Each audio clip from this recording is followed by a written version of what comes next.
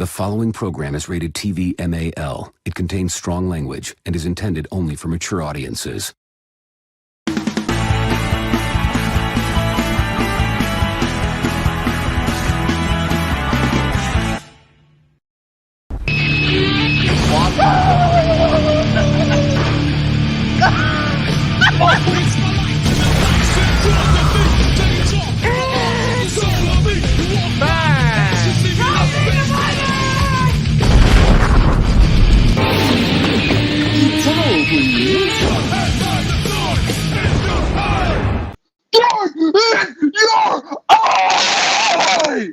Ow!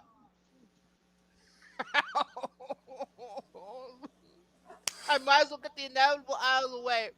I have to make an announcement, guys. Hey! Every one of you be quiet! Victor's making an announcement! Jesus. Oh yeah, you're gonna need Jesus. Well, that's one way to rip headphones. Friday, 7 p.m. Eastern Standard Time, live on Twitch, and later on YouTube. I will be uploading it later on YouTube. But me and Ben are gonna watch Barney. We're gonna watch Barney on Friday. But it's titled Barney's Great Adventure. You know what the fucking movie is? Everybody knows what the fucking movie is. Because you gotta be specific. I do know. I got brains. We have to go to that stupid farm to get that stupid egg. What? So if I remember correctly, there's a fucking alien inside the egg at the end. Jesus Christ! Barney's interacting with extraterrestrials. I swear to God, I think this is what happened at the end. If I remember correctly, it's been a very long time. I remember this. A fucking alien in French in the middle of Canada because where the movie was fucking shot. I never really knew what that. I didn't really. I thought that thing looked like, a mutated koala bear or something. Whatever it is, extraterrestrial being. At least if it was a fucking xenomorph, better because it'll kill Barney and the movie will be over quicker. It would be a fucking xenomorph, maybe a face hugger, maybe a chest burster. No, it would be better if it was a chest burster. Oh, by the way, nice to see you, Godfather Dom. Okay, so we got Jose, we got Godfather, we got Hunter, we got Ben. Jeez, Jordy, that's loud. And, well, that's how it's supposed to be, Ben! Duh. As if I'm in a cave!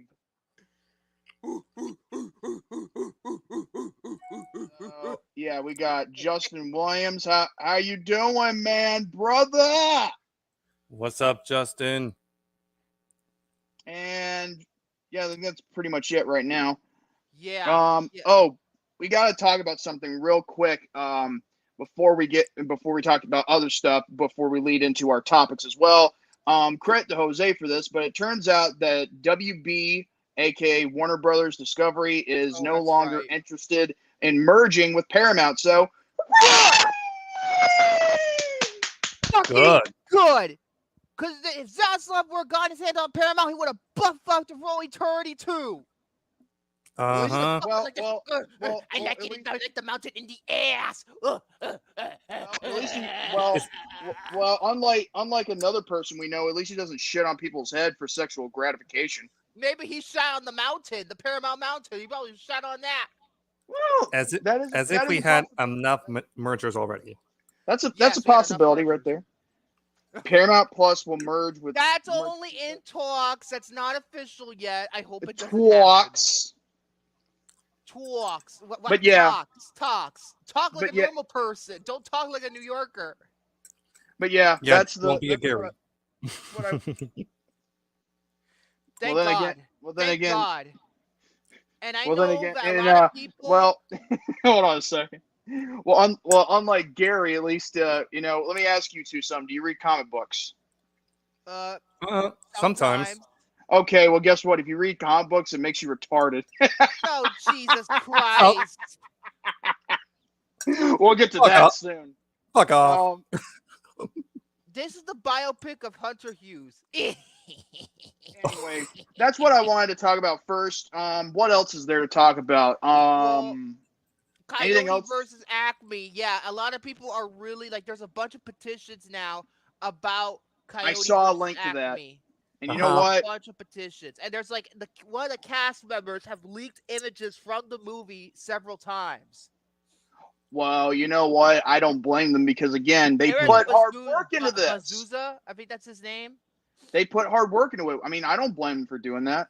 He was leaking some of it. Imagine Yeah. if before they delete the movie, it gets leaked to the public domain. Yeah, I was gonna say Hunter was the one that did that. Yeah. And I honestly do not blame I would him. prefer it to just get released in general. A lot of people are very, very, very angry, like really angry. It's Uh-huh. just We're not talking about angry. We're talking about very, very angry. You know. And there very were also angry, very angry. and there will Very. also be To make it- people who recorded themselves to actually get the mouth of word. And the thing is, when you say the word "very" twice, it makes it sound like like as if it were cheesy. You know. Like it would be like some heist movie. It would be like there'll be some biopic about how some guy got into the Warner Brothers offices and leaked Coyote versus Acme. It'd be a fucking heist film. Speaking of that, I'm wondering about other stuff too. Like, remember the ransom, I think, or whatever, that for a video game that someone made. I think it was a terrorist group, I believe. Terrorist group? I don't remember anything about a terrorist group and a ransom that involved a video game. I only know one ransom. I only know one of them. And it's, give me back my son! Oh wait, not that one. No. I'm talking about like something having to do with Wolverine. I think Sony, I believe. Oh, that I don't believe those were terrorists. I believe they're the same group that leaked Grand Theft Auto 6. I think they're the same group.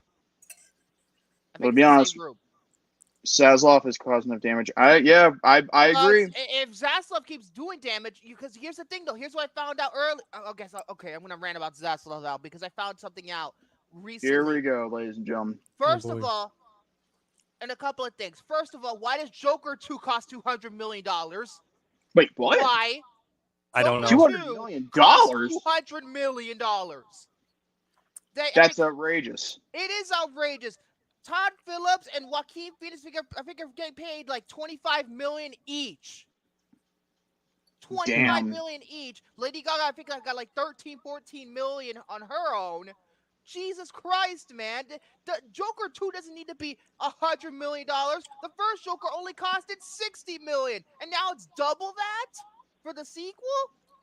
It's not a visually effects heavy movie, guys. This is why not every single movie doesn't have to cost that much money. Okay, Lady Gaga was $12 million, but was I right about Joaquin and Todd Phillips? Was it like $25 million? But with Joker, the first Joker, I mean, the way how they shot everything, it was not usually with effects and all that. They basically. That's the point. But most of it's going to Todd Phillips and Joaquin Phoenix. Again, $25 million plus $25 million times 2. That's like $50 million.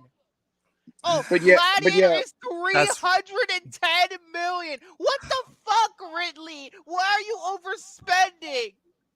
But like with the like I was gonna say, the original Joker, they didn't have that that big of a money thing right there. I mean, most of the scenes that they shot, I mean, were actually pretty good, and it didn't involve any effects or anything like that. I mean, there were no superpowers involved. The movie isn't visually effects heavy. It's mainly a crime drama. It wasn't like a visually shouldn't that be the spectacle? Shouldn't that be the same consensus for its sequel, Joker 2? It should be, but no, $200 million.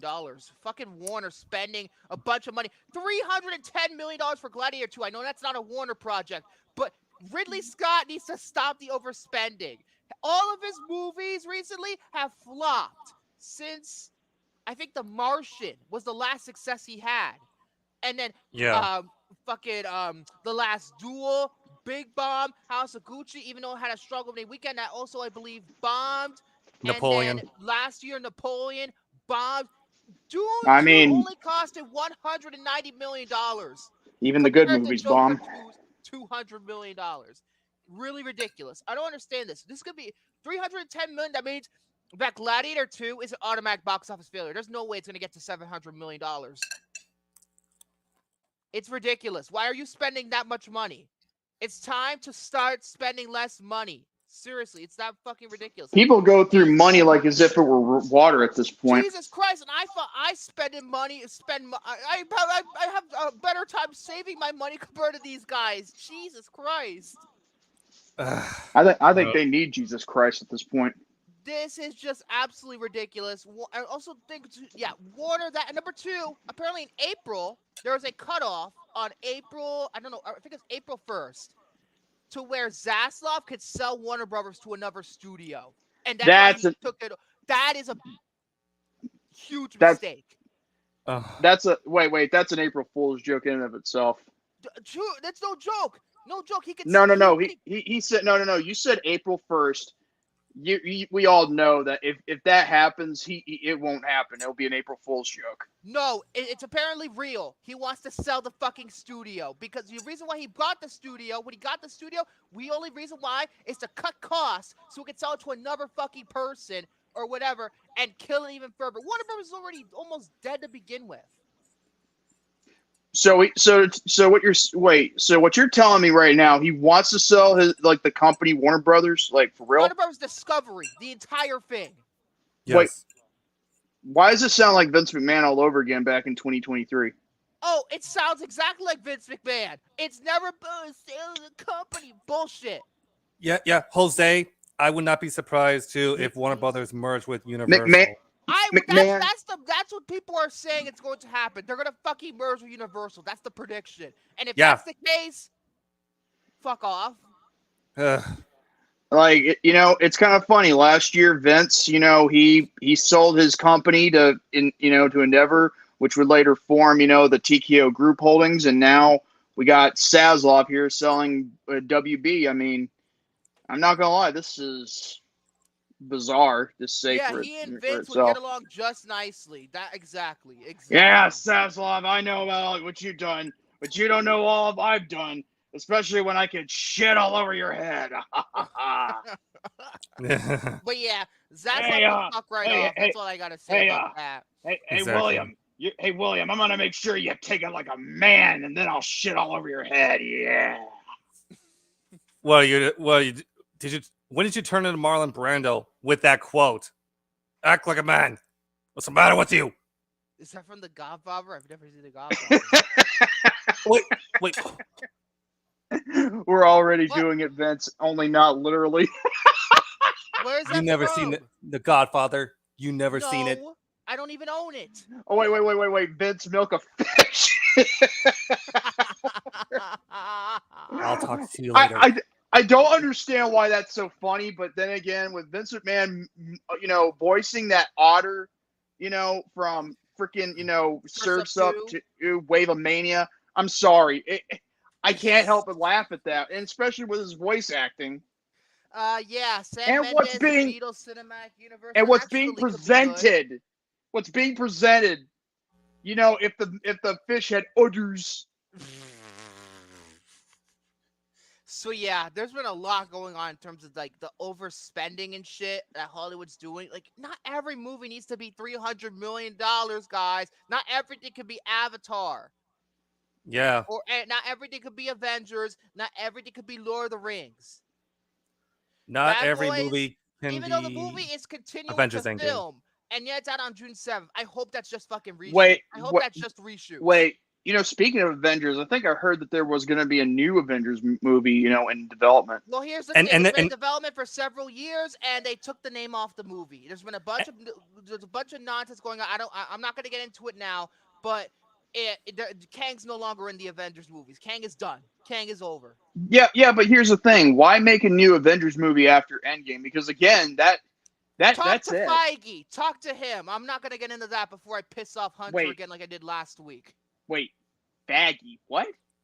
Feige, Kevin Feige. Write that one down too, asshole. Do you need to call Dr. William again? Do you need a plate full of kiss my ass? Kiss my ass? Oh, here comes the SVU train. Oh, by the way, have you ever seen that thing I put on YouTube? It was like a year ago. It was like, like that's why I love Nestle Crunch. Did you see that video Yes, yet? I did that. I saw that. It had, the Cat in the Hat, with a strap, Oh, gee, and yeah. then it has that kid getting dragged like, ah! And then it has, the SVU theme going like, Don Don. Somebody asked me about the Crow. Asked us about the Crow remake. Okay, I will tell you what I think, and it's gonna be very honest with you. It's gonna blow. It's Yeah. gonna blow donkey balls.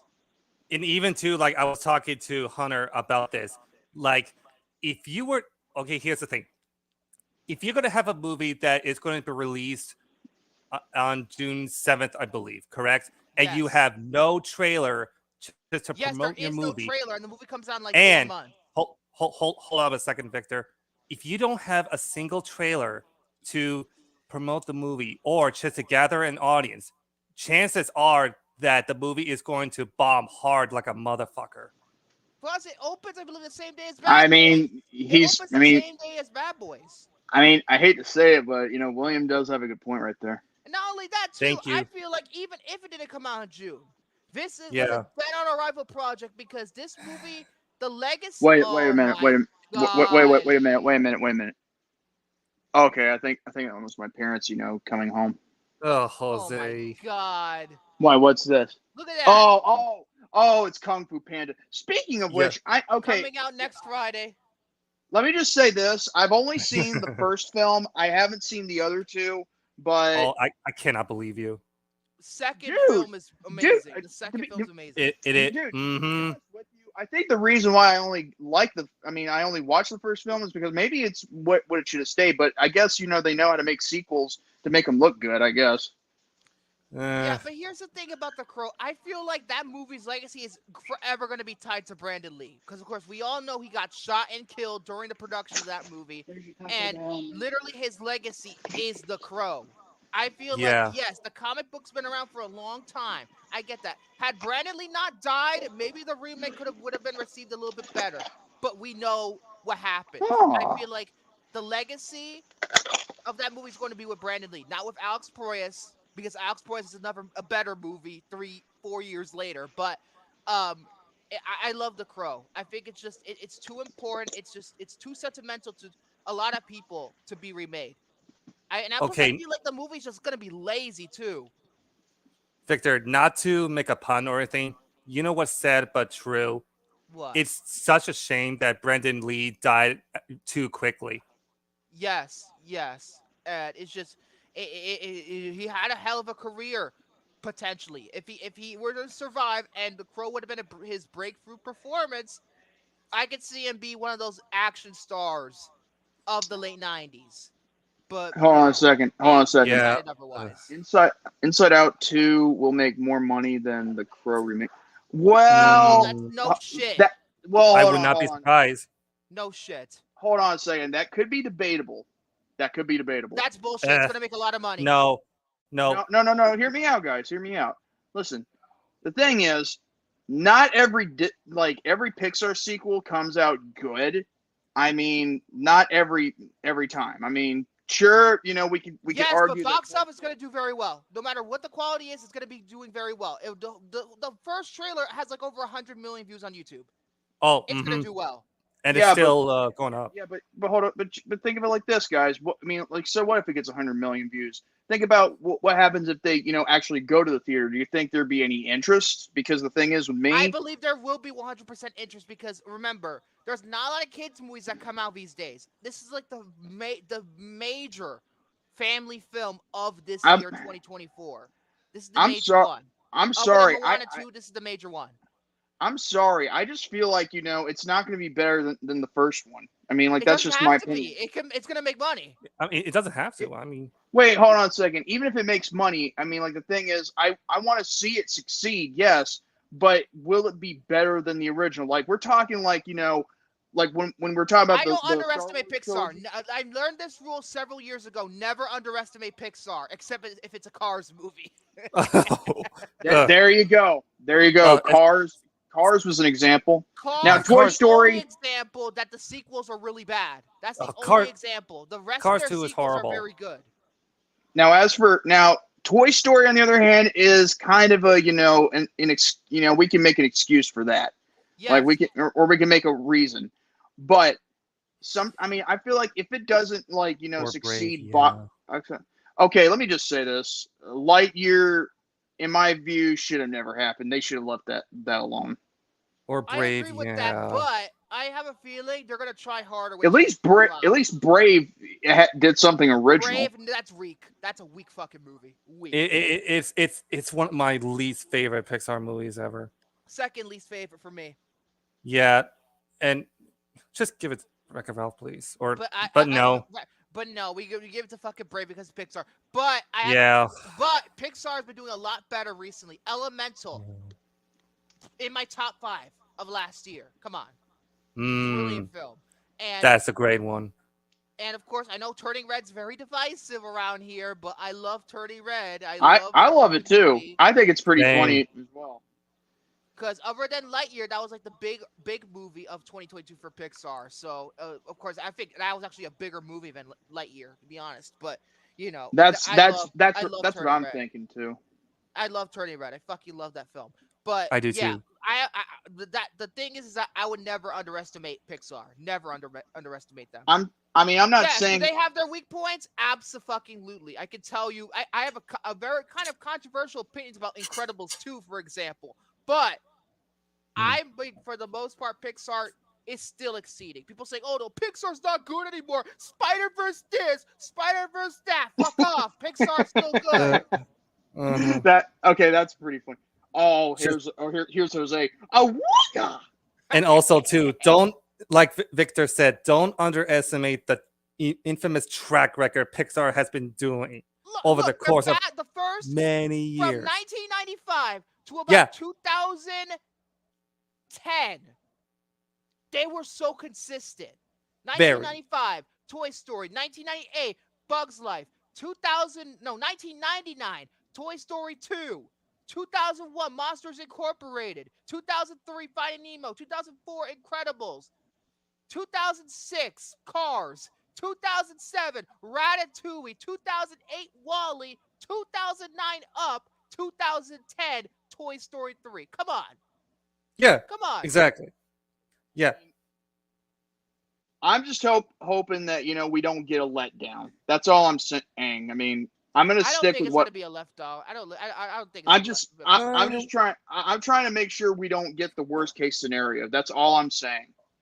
Yeah, but I have a feeling it's going to do incredibly well. That's just my opinion. I hope because I feel like Pixar recently they've learned that if they're going to make a sequel, they have to have the right story, and I think they've learned that quite well. Hunter's in the chat. I think when he said I love Incredibles 2, and he says you shut up. Or did I mention Spider-Verse? So I was shitting on Spider-Verse, trying to defend Pixar for a second. Let me tell you something.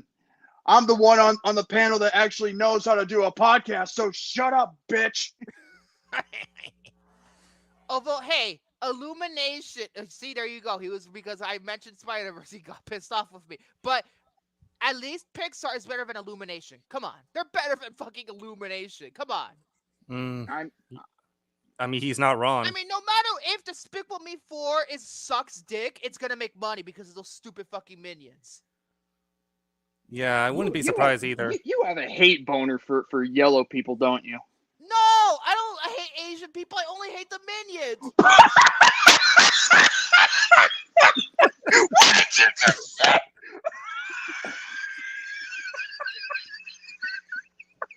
I don't hate Asian people. I didn't say anything about Asian. I said yellow. You said yellow. Yes. Yellow. Damn it. When are Asians yellow? That's a stereotype. Hello, let's think that they're yellow. I think you got something right across your back that's yellow. Oh no. About as yellow as Pikachu. Why do people take that out of context on Twitter? Speaking of which, the thing is, when I'm talking about yellow people, I'm talking about the Minions and Simpsons. That's it. I love the Simpsons. What are you talking about? Also, you admit you love yellow people. Those yellow people, yes, but not the Minions. Jesus Christ. I'm sure my partner would give a beating out. Again, I did it. Oh my god! I'm God sure your darn partner it. would Oh, give happy a beating Pokemon Day. out Yo, of you. yeah, so that means I hate Pikachu too, huh? I think that was directed towards you. Wow. Wait, Jordy's Lego probably people, they're also yellow. Jordy's probably turning What about red. Pikachus? They're also yellow. I just Okay, said you know that. what? I know. You made a good point. I might be red just by laughing so hard at that. The fact that you admit that you think you don't. I mean, it's good that you don't hate Asian people. I mean, kudos to you. But Yeah, Jesus yeah, Christ, Jose. that is But that wait made a lot of people, a I'm minute. gonna get roasted. Imagine me say, SpongeBob, of course they're gonna fucking mention SpongeBob. oh, SpongeBob's yellow. Yeah. The Hold on a baby second. son from Teletubbies. Admit- Jesus Christ. Well, we did have a Teletubby in the intro, but anyway, imagine me saying cheap. Okay, let me just say this out for everyone to understand. Get out of the room! Now! You two, cut it out. I'm warning you. Wait, now first Jewish people and now Asian people. Great job.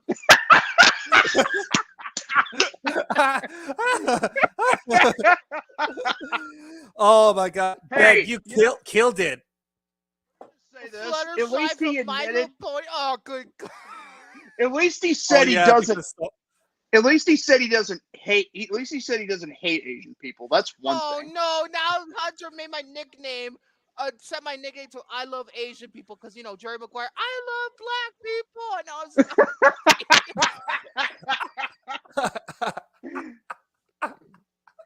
Oh my! But still, really, God. calling. Wait, is that really a racial stereotype towards Asians calling them yellow Yeah, people? you calling them yellow used to be.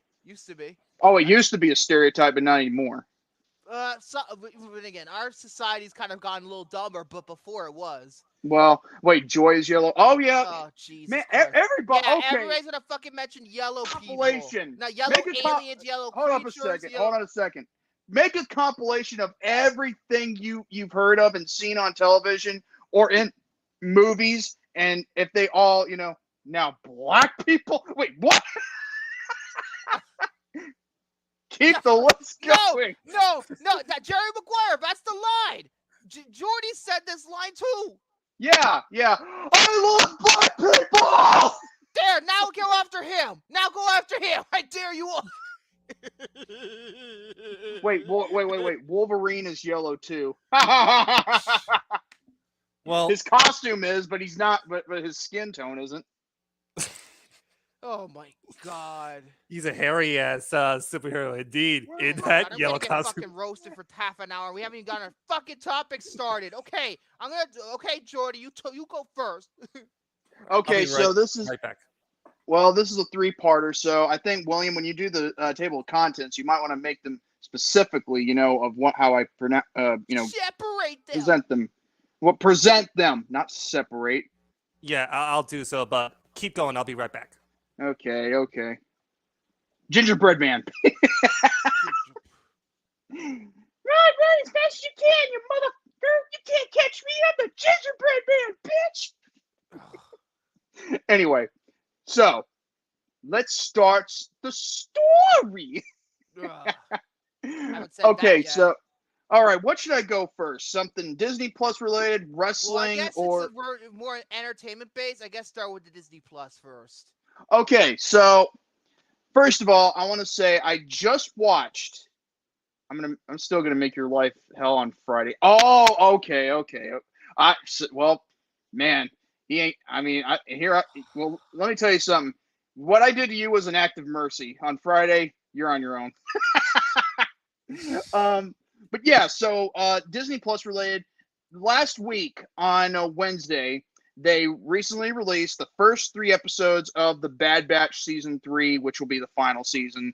And I am gonna be watching it. Every time they have a new episode come out. The first 3 episodes, I'm not going to give out too much spoilers on this, but I will say that that's a good way to start a new season.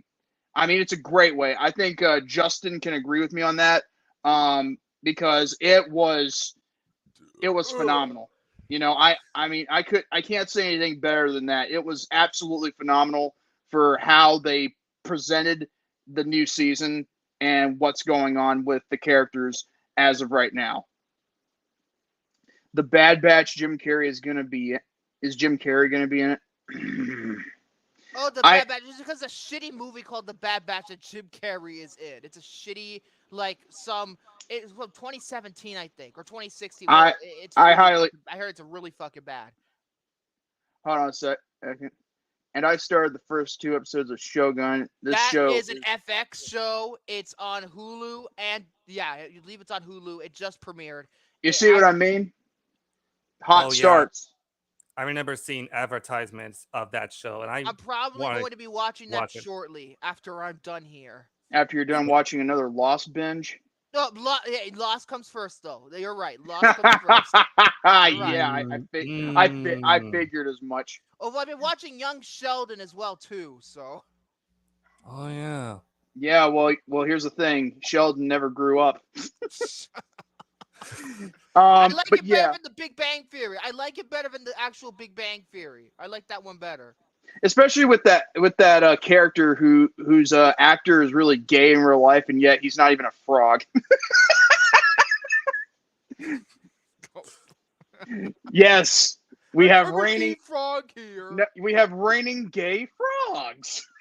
I hope they weren't drinking those Budweisers. I think I still have it. Yeah. I think I still have the clip. Hold on. Let's see if I do. Ah, here we go. I don't like them putting chemicals in the water that turn the friggin' frogs gay.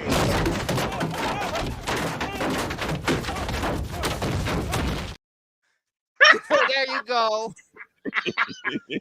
I have that saved from that Magnolia episode. If I ever watch that movie again, you gotta admit, the Book of Exodus, it's fitting. But yeah. But anyway, so now that's it for for the Disney Plus thing. And if you guys want to catch the Bad Batch season 3, it's on Disney Plus now streaming. Yeah, but it only come out with a new episode every time at 3 p.m. 3 a.m. Eastern, 2 Central, and 12 a.m. Pacific. So there you go. Wait, the frogs are gay? Well, that explains why Piggy can't. Whoa! Whoa! Zing! I like this guy in the chat. Well done, Soren. Well, now that's it for there. Now, what should I go with? Should I do something video game related or wrestling related? Because these are the only 2 parts I have left of my 3-part topic. Video game first. Yeah, I was gonna say, yeah, go ahead. Okay, so yesterday I did a premiere of Dragon Ball Z Kakarot, Bardock Alone Against Fate, which is a no commentary video where it's only covering the main story of Bardock Alone Against Fate.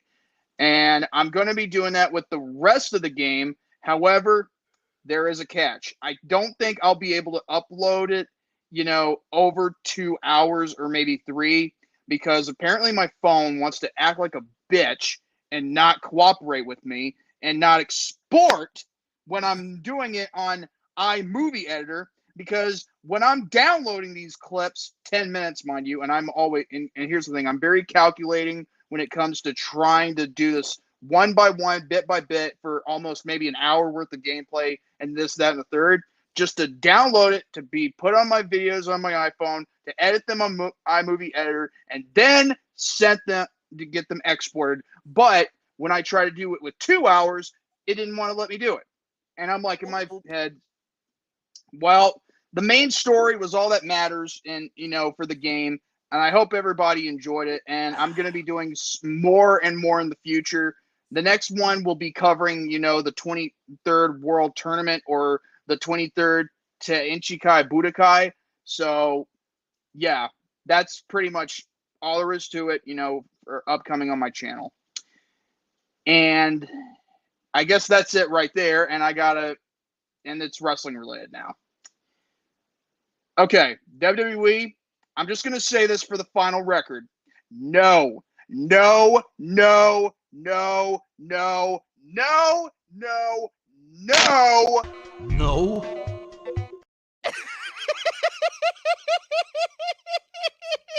Doing this again. We're not doing this whole bullshit scenario where you automatically think that this person here who just had their opportunity for a title need to be put in another title match. That is not how this works. What's going on with this? I don't understand. So apparently, Becky, there was this thing that happened last night on Raw, and I think it has something to do with Becky Lynch retaliating against Nia Jax. And I think Nia Jax. Yeah, it's going there. Nia Jax apparently must have done something. I didn't watch the first hour of Raw. I was too late to see that because I was too busy looking at my live chat in the premiere, what I was doing last night.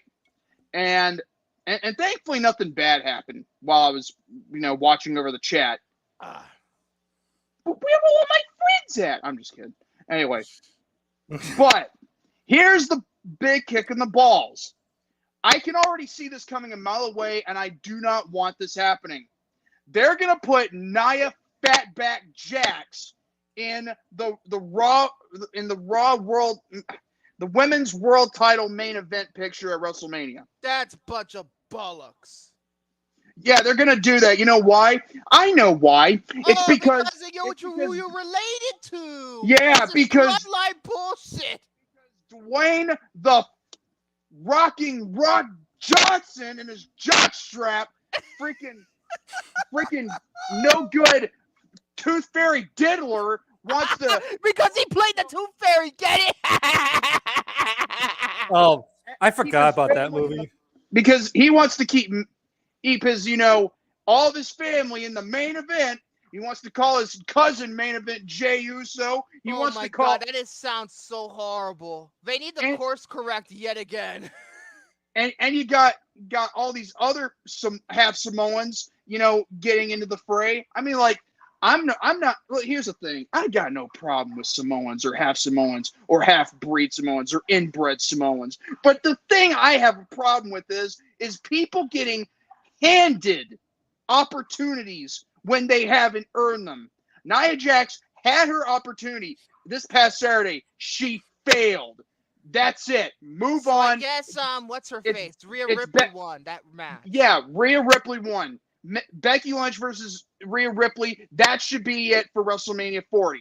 But get this, it's obvious to me because that because of storyline, we gotta have the giant big girl in the main event because after all, it's not like she's a great wrestler or anything like that. Because she's the cousin of Dwayne Johnson. That's what it is. And I think it's very, very sad. I went from ranting and calling, Brock Lesnar a roid-raging retard who could probably be a roid-raging pissing retard for all we know, but I digress, to now Nia Fatback Jax getting a spot at WrestleMania for no reason. Do you know what this is? I have a perfect explanation for this. It's a trap. It's a trap, yeah. Yeah, it sounds just like a trap. So the bloodline could be all over WrestleMania on both nights and dictate everything that's going on and all that other bullshit. Because no, I didn't say. Oh my God, I didn't say Fat Jax. I said Fat Back. Fat Jax. And I just called I called The Rock a fairy earlier, the Tooth Fairy because he was the Tooth Fairy in that movie Tooth Fairy. I called him the Tooth Fairy diddler, I think. That movie Tooth Fairy is so fucking bad. Don't watch it. I saw that in the fucking theater. I was an idiot, okay? Yes, I did. You did? I did. Oh God. Hope you got your money's worth. I was 10. I was stupid, all right? Oh my and shit. what's the difference as of today? You're still stupid. I'm less stupid than it was back then. But here's the thing, Brock, I don't know where you're getting this concept from. I know you're not in charge of everything that's going on with TKO Group Holdings or the WWE, but damn, dude. Like, really? Because I don't. If you're playing politics, he's using his power to be being the board on the board of directors way too much now. Way too much. I'm telling you, I hope he doesn't become a Vince 2.0, except without shitting on the heads part. or raping other women. Absolutely just lame. Oh, great. Now Hunter changed my nickname to I Love Samoan People. You should have said that to Jordy, not me. I never said anything bad about Samoans. Well, he just loves roasting you with those Oh nicknames. my god, this shit sounds so bad. Well, here's the thing. I could change my nickname again, and the thing is, when some people do it, I always check the nicknames before I say anything. Well, here's the thing, though, too. Like, I changed my nickname for one of my topics I'm going to be getting into. So, yeah. Not Vince. Why am I talking about Vince? Rock. Well, Dwayne. that's what Rock is looking like at this point. Yeah, I can see what you're saying. Absolutely just fucking ridiculous. Absolutely ridiculous. WrestleMania, they better clean this shit up because it's starting to look like a mess. Here's the thing. The only thing that could save it is Cody defeating Reigns for the title. That's it. Other matches don't mean shit. You have a point. You have a point. I mean, I hate saying that because here's the thing, and I'm going to say this to every single one of you Manny fans out there. Rhea Ripley is not main eventing this year. She's not, because they've tried it with a few times. They tried it with WrestleMania 36. They didn't let her. They tried with WrestleMania 37. Didn't let her. WrestleMania 38. Didn't let her. WrestleMania 39 last year. Didn't let her. There's no way they're going to let her do it this year because, again, from what we're gathering, I think Cody's not going to be doing just one main event. He'll be doing two in 2 nights. By first, I think he might job out to The Rock because The Rock is making himself cocksucker. Yeah, he's gonna probably put himself over, and then all of a sudden, y'all, you Mammy fans out there. Yeah, quote of the year for you.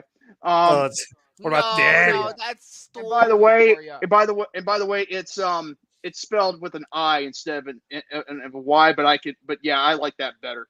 But anyway, but I do know this, regardless of the outcome, whether or not Cody beats The Rock or not at WrestleMania Night 1 of WrestleMania 40, he needs to win the title from Roman Reigns, in the main event of Night 2. He has to, or otherwise, this will be flat out the worst WrestleMania in history. Other matches don't mean shit at this point. That is the main thing to make this thing a success. Oh my god. Is it going to be... What was the last... remember when Romy decided to stop watching WWE, like the last WrestleMania he watched? Oh my god. It was WrestleMania 33. Okay, 33. That was because they're one of the worst WrestleManias of all time. Well, a lot of people can say it was the worst WrestleMania, but the thing is, if you want to talk about worst WrestleManias that we've seen other than 33... 27. WrestleMania 27 was bad. Don't get me wrong. But here's the thing. There are other times when WrestleMania did not hold up to the measuring stick. So, again, that's just pretty much it. If WrestleMania 40 does not end off or doesn't have Cody winning the title from Reigns, then it's over. Yeah, it's over. The story will never be finished. Oh, the story will be finished. It's just that it'll involve Cody walking out of the company. You know why? Because, again... It'll go back to AEW. They're all going to kiss and make up. That's all that's going to happen. Here's the thing.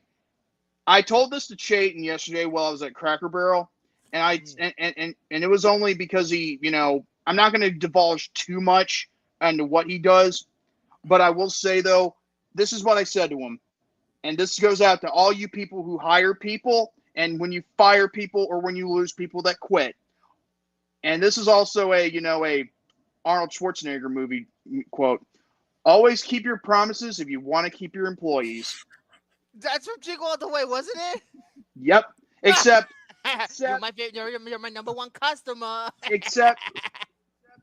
except of course for the friends part, because I said employees.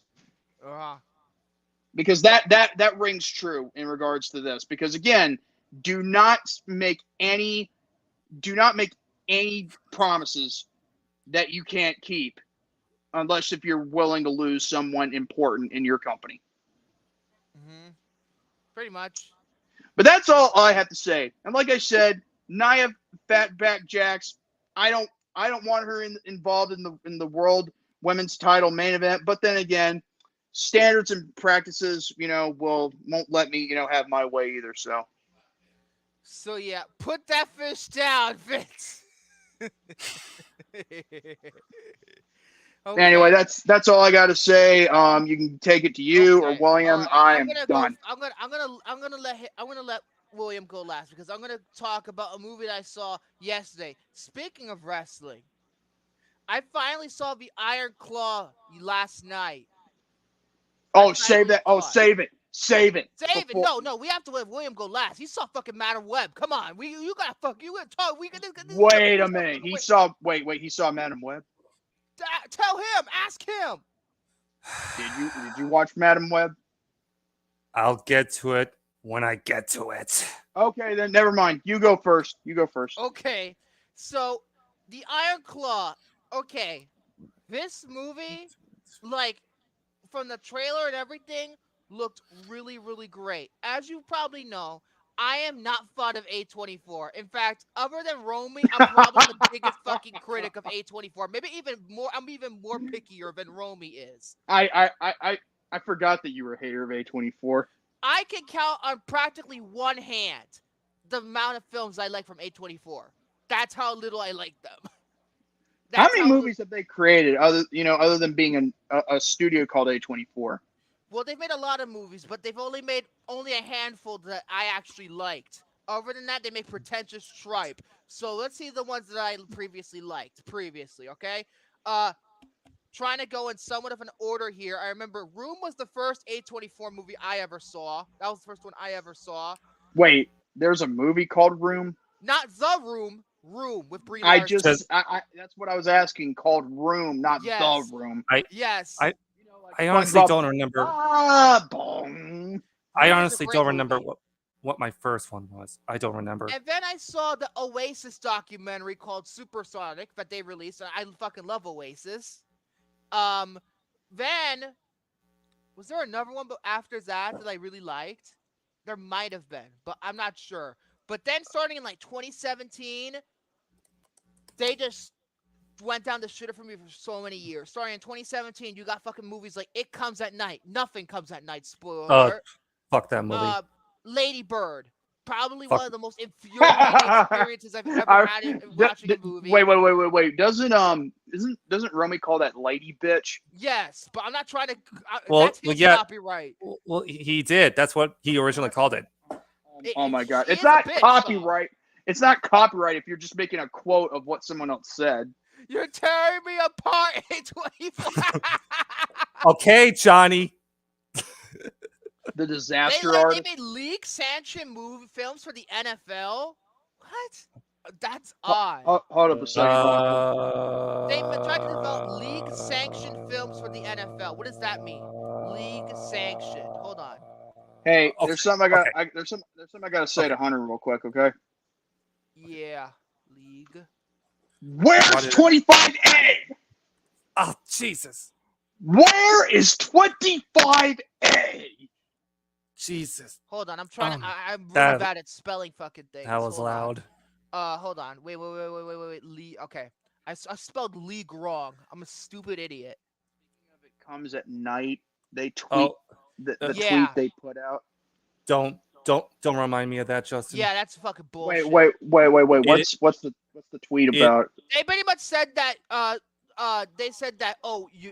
If you don't like summer blockbusters, watch our movie. It was pretty much shitting on the summer blockbusters that year. 2017 was a great year for summer blockbusters. That's terrible to say right there on social Yeah, media. they were being trolls. They knew that, and guess what? That movie was uncommercial as fuck, and they promoted it to pretty much everybody, thinking, "Oh, it's gonna be some crazy ass intense movie." No, nothing happens in it. They fooled because their marketing campaigns are always misleading because the movies are always so pretentious.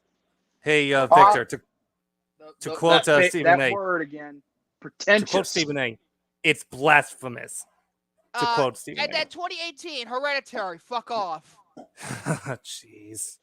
First Reformed. I actually Hereditary. saw First Reformed before Romy did. It's terrible. Oh wait. I thought Romy saw it first. No, I saw it first. I don't know if I was in the forum at this point or not. Might have not. But I saw First Reformed first.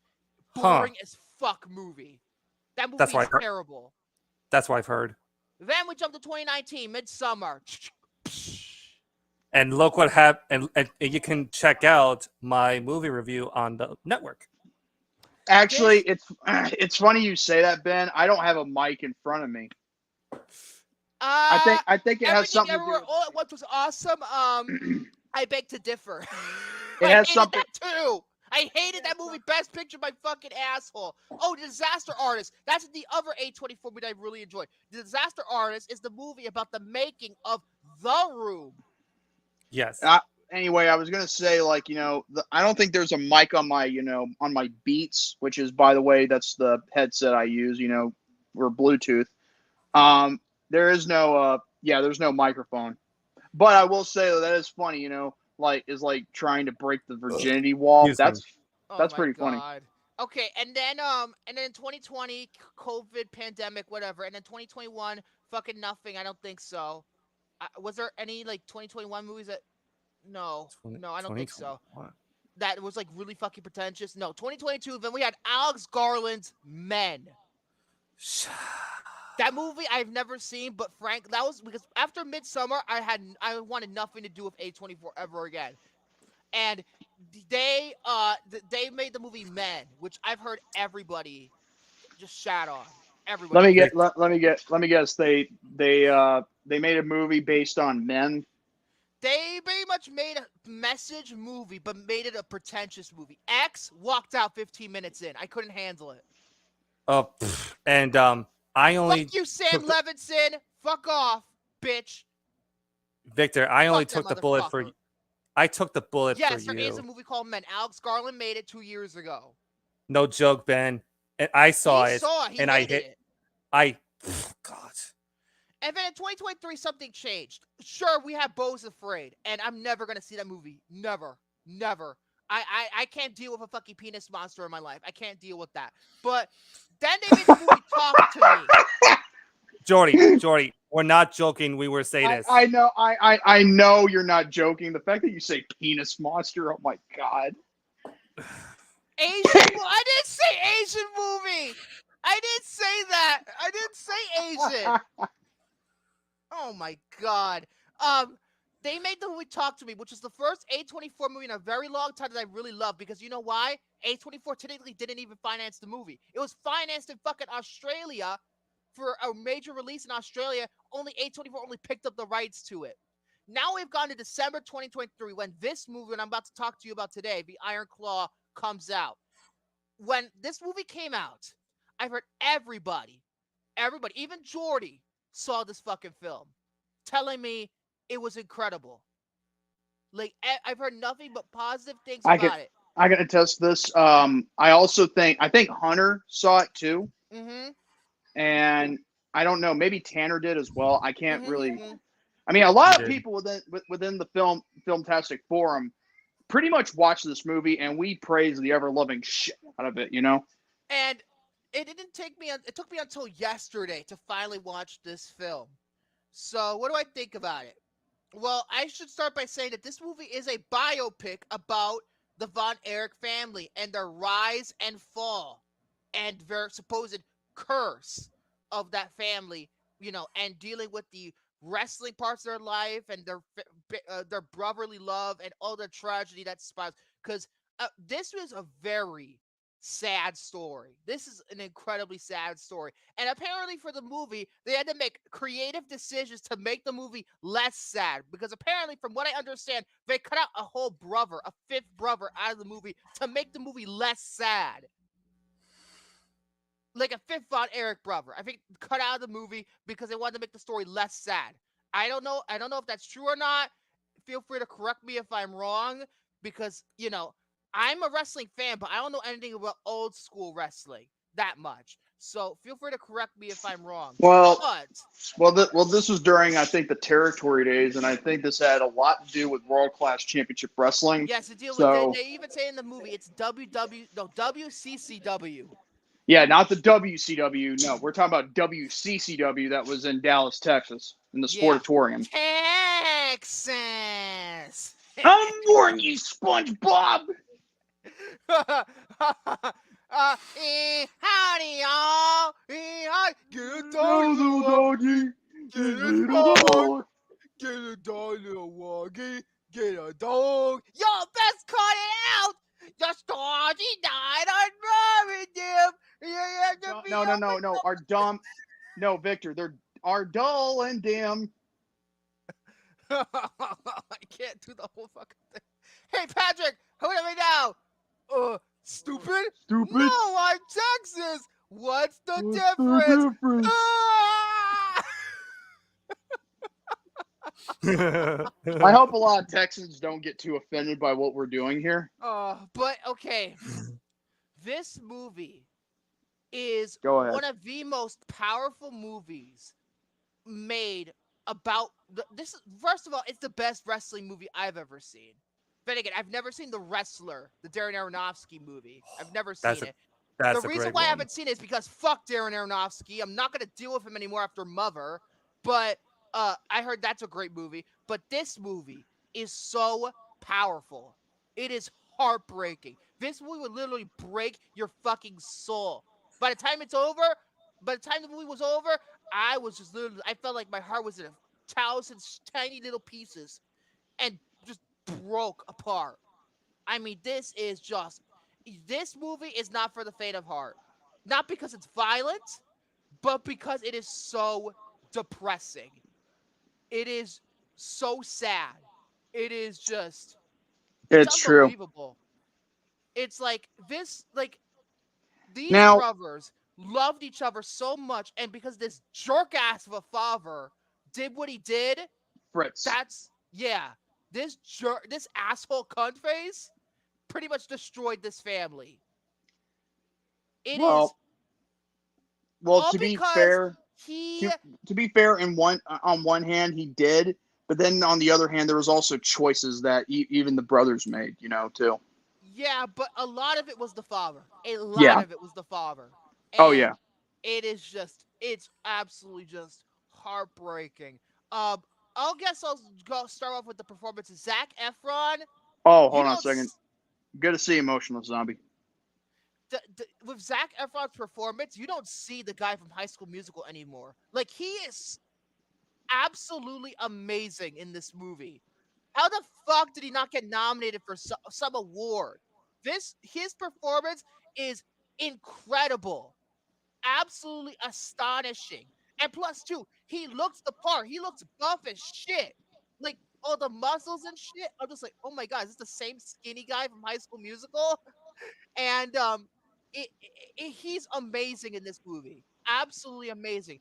And there is some argument that some roles should have been done more properly because Kerry Von Erich is actually more taller than the other brothers from what I could tell, but Kevin Von Erich was not as tall as he is depicted in the movie. But then again, not everybody's going to make a movie as perfect as it should be, but I want to add this to it too, that most of the stuff you see in the movie are kind of too over dramatized because there are certain things that did not happen in real life that the movie added into.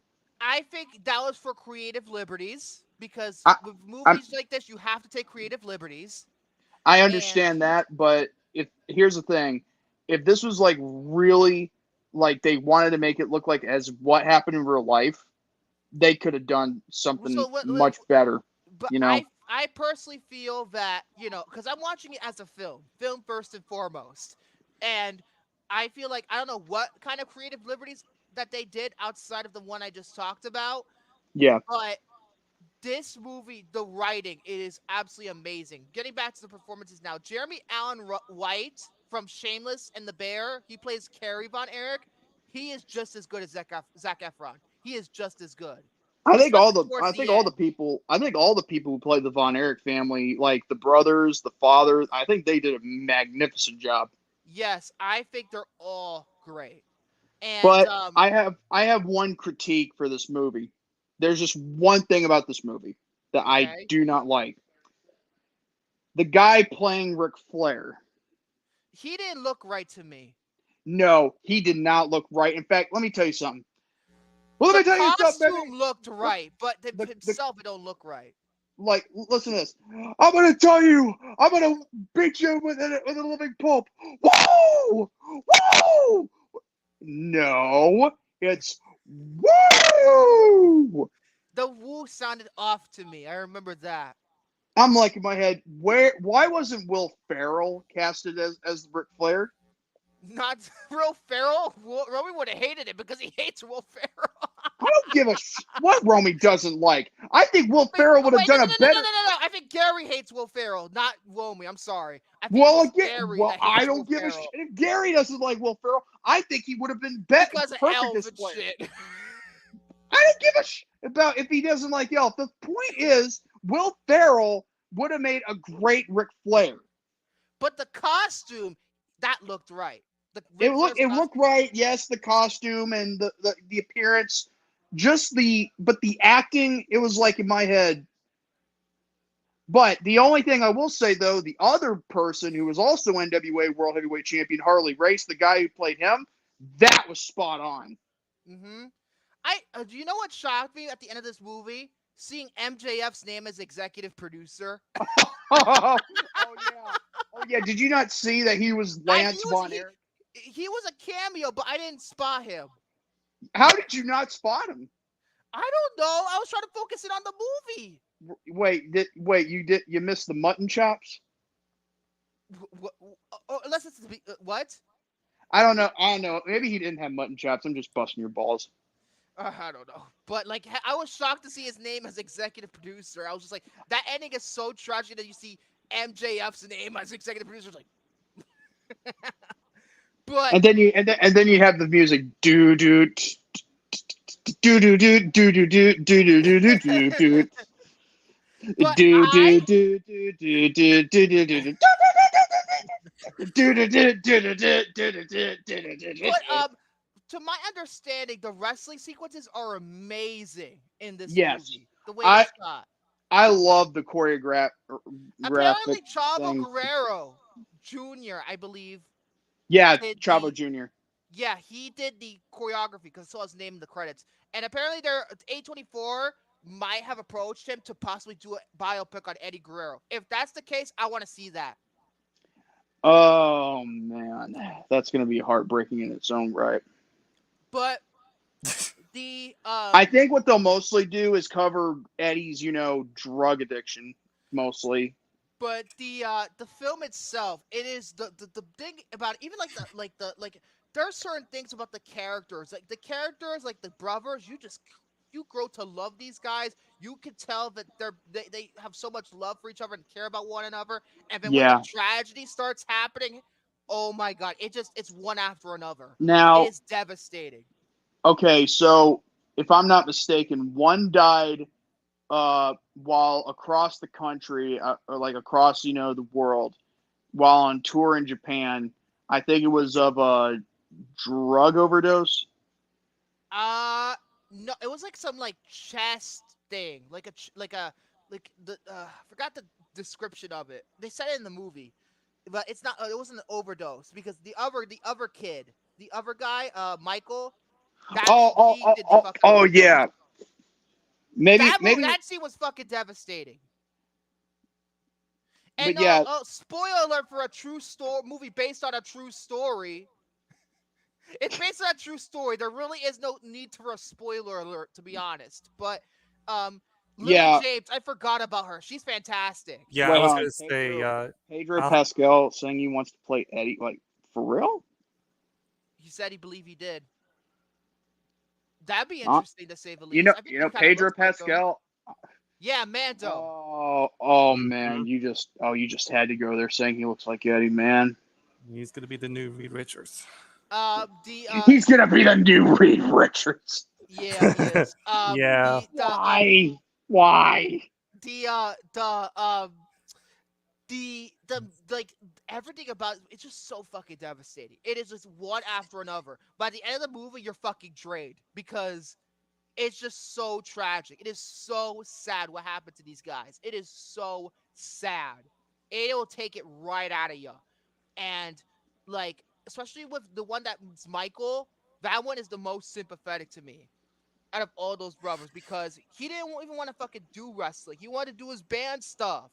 Yeah. And then Except his old man he's talked prick him into cunt it. face of a father. Yeah, his old man talked him into it. Yeah. By the way, the house that you see, I remember my friend Marty Esberg, who's also been in Dark Side of the Ring, mind you, the cocaine and cowboy boots of, like the rise and fall of the UWF, the Universal Wrestling Federation of Herb Abrams. I think he said that, that house that you see in the movie was not even been involved, like that big house they have there. That wasn't a thing in real life. Well, I guess again, creative liberties, also production design, also that could also play a factor here.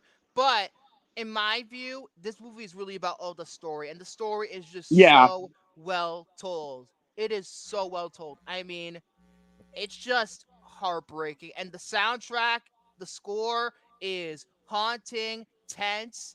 Even like certain elements of the score reminded me of like Friday Night Lights, the TV show Friday Night Lights, not the movie, the TV show. And it is just, and the father is like the most despicable father I've ever seen in any film. Honestly, I've seen a lot of what's so funny dads. about Fritz, the way how they make him.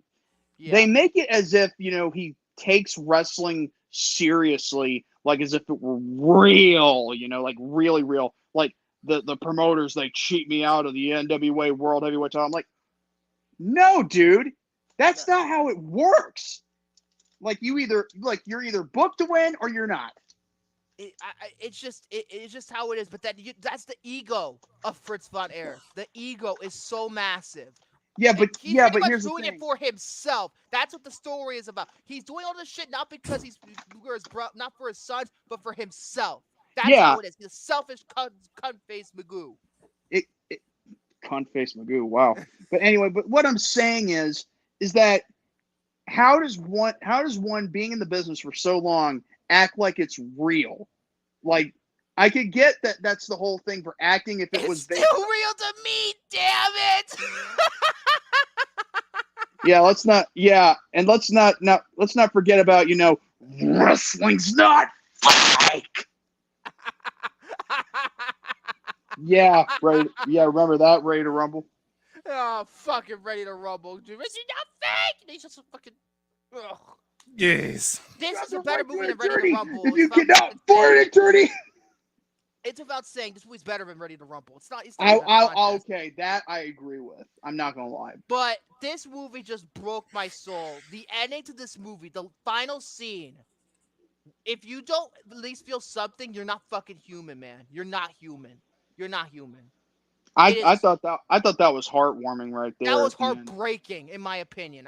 No. With the final moments with Kevin. Hey, no spoilers. I'm trying to be as vague as possible. It's still a new film, but we all know he's the sole survivor of the family. Hey, asshole! No spoilers. That's not a spoiler. It's a fact. Yes, but he's clearly sensitive right now. I wish I could get into details about it, but he hasn't seen it. Still. If he had seen it, I would absolutely go into fucking spoiler territory here. I know it's based on a true story, but he's kind of, I guess he doesn't know anything about the story. That's probably why he wants to go in blind. Story! Exactly, Victor. But yeah, this movie is absolutely fucking fantastic. Sean Durkin, he's a director out there to look out for. He's fucking fantastic. And his writing is great. The cinematography is gorgeous. It's a gorgeous looking movie. It's like a movie as if it were, based around like in that era of wrestling back in the 60s, 70s, and all that. Yeah, the end. Yeah, he agrees. The ending is just wow. It's just wow. It's just unbelievable. Like the casting, the acting, the choreography of the wrestling scenes. It is, and also I love too in certain scenes where you actually looks like you're watching a broadcast of the Yeah, old WCW. It is school, awesome. like with those old school TV sets and And all the that TV stuff. graphics and stuff. Now, just to clarify something, if you guys are superstitious, let me explain something. To me, I don't think there was ever a curse in the Von Erich family. I just think it was all just unfortunate circumstances. Happenstance, coincidences. Not well. I'm just saying unfortunate circumstances. That's all. It's a really sad story. No matter where you look at it, it's so sad. It is so sad. And this movie does an amazing job showing the heartbreak that this family had to go through. I mean, I felt so sorry by the end of this movie for Kevin Von Erich. I felt so sorry for him, and it is heartbreaking. Absolutely, yeah. I was at a loss for words by the end of it. I was at a loss for words. It is just unbelievable. You have to see this movie. This is the best A24 movie of all time. This is the best A24 movie I've I ever seen. I think this was my first A24 movie, if I'm not mistaken. This is the best A24 picture. If they made more films like this and none of the pretentious shit, you probably would be like, I wouldn't hate A24 as much as I do. So if they're gonna go into this direction, making more mainstream films about at the same time not compromising people's visions, I truly believe A24 could be a better company. But I don't think it's gonna happen. They're gonna make those pretentious art house bullshit movies because we're different. We have to make movies for Letterboxd, and I want to be different. Fucking hipsters. Um, Don't forget other Now, films like Uncut Gems. now, Uncut Gems is great too, though. now, That's my thing. favorite. Now, here's the thing. If you guys haven't never watched Dark Side of the Ring, the Von Erich family story. Just so we're clear, to this very day, Kevin, he's okay. He is living a very peaceful life with his, family. And honestly, I actually think, I think he's probably one of the greatest wrestlers of all time without ever being, acknowledged without being a world champion. Yeah, I that think leads me to another thing. The father kept on screwing him up so many times. Oh my goodness. Like he gets screwing with him every time he tries to get a title shot. yeah, I was in my head thinking like, there are times that they could have made him NWA world champion, but I think it was Fritz that always dropped the ball with him. But here's the thing. Now, when you pay close attention to that NWA World Heavyweight Championship, you notice the belt looks really off, don't it? I didn't really look at the belt all that much. I wasn't worried too much about that. Here's the thing. There's no way that was the actual belt, or actually a replica of the belt, because again, I mean, the thing is, the plating was off, and the strap. I mean, I don't know.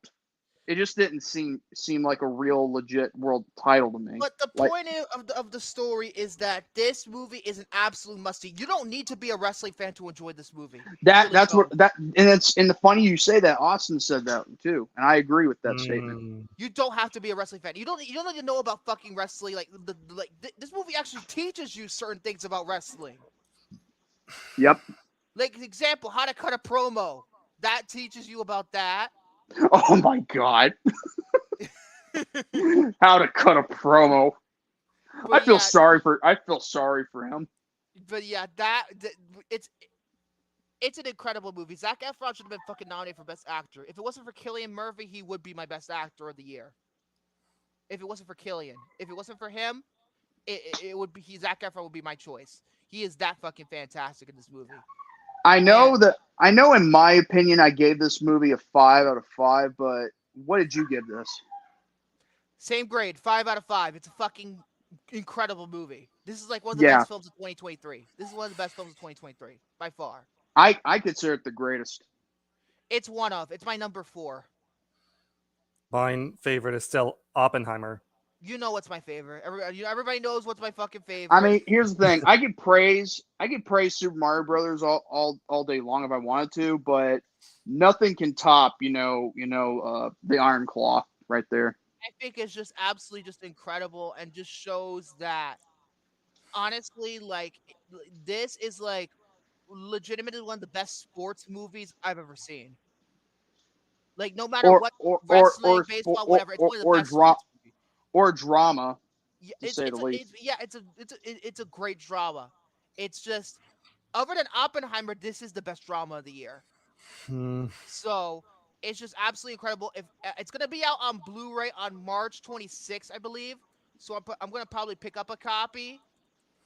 Yeah, March 26th it comes out. It's on Blu-ray and DVD, and I believe it's already out on digital HD on iTunes. Now I know. Stuff. Now I know you've just reviewed the movie. Let me ask you a question. Yeah, go ahead. If he watches it, should we have it put on the wheel for him to do a review of? I or felt should... like maybe like in terms of the wheel, like if we ever do it, I want to see Jared's reaction to this movie when he gets back and finally comes back here. I want to maybe we should do it specifically so Jared could watch the movie with us. Make it a mandatory review? I don't know about mandatory, but because remember, we don't know when Jared is going to be back here or not. I mean, he's going to come back, obviously, but he's been swamped with work, obviously. But he really has been, yeah. I think spring break for a lot of people showing up, so we'll see what happens. Like the spring break is coming up for a lot of university students. I know Tanner's supposed to be on spring break starting this weekend, so we'll see what happens. Hopefully Jared's back with us soon. But I feel like this is going to be one of those modern movies we're going to have to review on the show. No matter if it's on the wheel or mandatory. This is going to be one of those modern movies we're going to have to talk about more in depth. Because I do want to talk about it. Again, I'm trying not to be as spoilerific as possible. But it is an amazing film. 5 out of 5. This is the best A24 movie I've ever seen. You got to see this movie. Everybody. No matter if you're a wrestling fan or not, you got to watch it. It's awesome. It's amazing. Yeah, I really want to see the Iron Claw just for the amount of praise that everyone has been and it's deserved. Expressing. Finally, for an A24 movie, the praise is deserved. Yeah. Finally. It took them this long, but you know what? They actually did it. So, amazing movie. 5 out of 5. That's all I got to say. William, what did you watch instead? What did you watch instead of the Iron Claw? I shouldn't be laughing. I shouldn't be laughing because a lot of people are very angry about this movie. I shouldn't be laughing. Okay. Tanner, if you're watching this video, buddy, this is for you.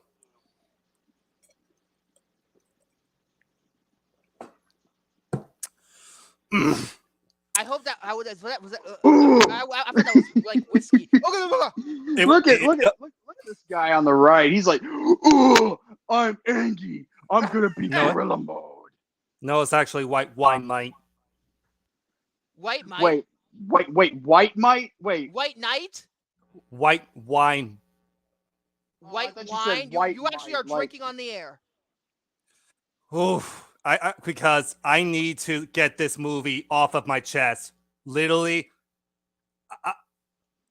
This is the first one of all three of us who've seen the movie. I know Jared has seen Madam Web, but of course he's not here to talk about it. I have not seen Madam Web, nor do I want to. Frankly, it feels like I'm going to fucking have to at this point so I can get a fucking rant out because I don't... Hey, you know what? If you want to commit suicide, be my guest. I don't know commit suicide just yet. I'm thinking about it, though. But here's the thing. I'm not going to be here's the thing. If you say jump, you know what I'm going to say? You first. Might as well jump, go away, jump. It's fucking Van Halen. But anyway, let's let William do his thing. All right. Okay, folks. Tonight I'm going to be talking about a movie that I saw. I think it was roughly around 2 nights ago online. roughly around He didn't even 9 pay to see a fucking p- ticket. He saw this shit online. He pirated this motherfucker. Oh boy, if I were to see this in the theater, and oh boy, it would have been like, oof. It's the latest Marvel Sony. It's not a Marvel. It's not MCU. It's fucking Sony's bullshit. Yeah, it is the latest project called Madam Web. You are probably asking yourself this question: what is Madam Web all about?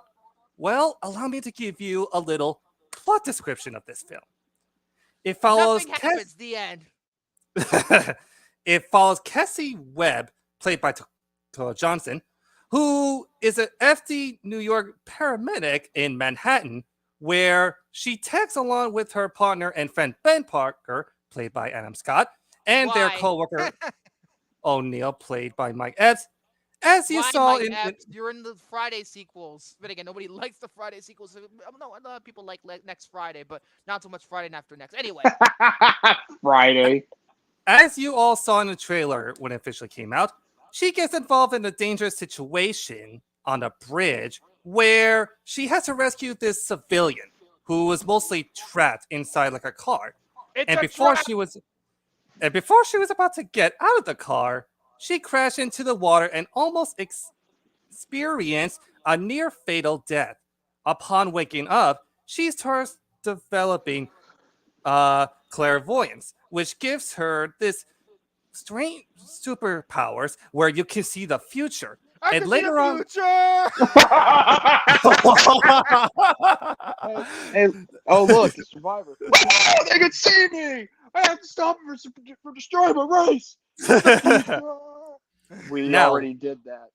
later on in Why the do you movie, do that? Now I have to kill you. Now you two can see the future. I'm on fire. Oh! yeah, for the I'm folks sorry. who are wearing headphones, I feel so bad for you. I had to go there because I mean, one, I miss Well, I Uriel. started it. I started it for the record. Well, yeah, and on top of that, I miss Uriel when we used to do stuff like that. Oh, I do too. So later on in the movie, Cassie runs into these 3 other women who later team up with her, and now it's up to her to protect them from a deadly adversary who is on the hunt. Hold on a second. Jose just What? checked. Oh, Oh my god! What did you wait? What happened? You got kicked out by You got StreamYard cut. for a second. Oh, oh my god. Okay, hold on a second. Let me fix my picture anyway. But Okay, yeah, no worries. Jose said in the live chat saying Jordy became THX, became a THX. THX. All right. This is how. Okay, I could see my picture is no longer there. So this is how I bring it back. Ready? Watch this. First, I pick a picture right now, like this one. That was from the Gary's interview. face. That was when David interviewed Gary, and then I go back here, and Oh, there you that's go. right. It's all fixed. Now, go ahead, William. Continue. I'm just gonna say this right now. I thought Elektra was bad. I thought Dark Phoenix was bad. I thought the New Mutants was bad. I thought they used Buffy twice. Fuck you, cocksuckers. I thought Ghost Rider Spirit of Vengeance was bad. Pissing in flames. And I even thought Morbius was bad. What about Catwoman? I thought that was bad. Folks, What about Never- what about Wolverine? X-Men X-Men Origins? Wolverine. but folks, What about The Last Stand? ugh, Okay. shut the fuck up, Victor. Folks, never in the last 9 years have I ever seen a superhero film under the Marvel name, mind you, this incompetent, incoherent, and most of all, atrociously bad. I watched And- the confirm something real quick because Hunter just mentioned this. Did they use the fucking song from the basketball scene of Catwoman in this movie? Did they use the same fucking song? Oh. I believe they did, but I'm gonna have to Oh, for fuck's look sake! up. What? You're gonna give people more comparisons to fucking Catwoman in your own fucking movie? Seriously, piss off. But folks, to say that Madam Web is the worst movie of 2024 so far would be a huge understatement. This is legitimately one of the worst superhero movies I have ever seen in my life. Not surprised. This is a complete, utterly disaster on so many levels, and it's very clear in regards to Sony's Spider-Man universe track record. And this fucking universe is dead. Fuck off. Mystique scandalous. That's the song that they use for the fucking basketball scene in Catwoman. Apparently, they use it in this movie. Apparently. Oh, dude. If they were to play like the Kids Bop version in that movie, it would not make any better. Shit, might as well have Kids Bop members in the fucking movie. Jesus Christ. Case in 2003 when Kids Bop was all the rage and everybody hated it. Oh my god. And even the fact that this movie takes place in 2003, where you have some guy in a subway train holding a PSP, even though it wasn't released in 2004. Do you really expect me to play that? Wait, first of all, it was released in Japan in 2004. In America, it was released in 2005. Folks, I'm just gonna say this right now in terms of the movie that takes place in. Sorry, Jordy.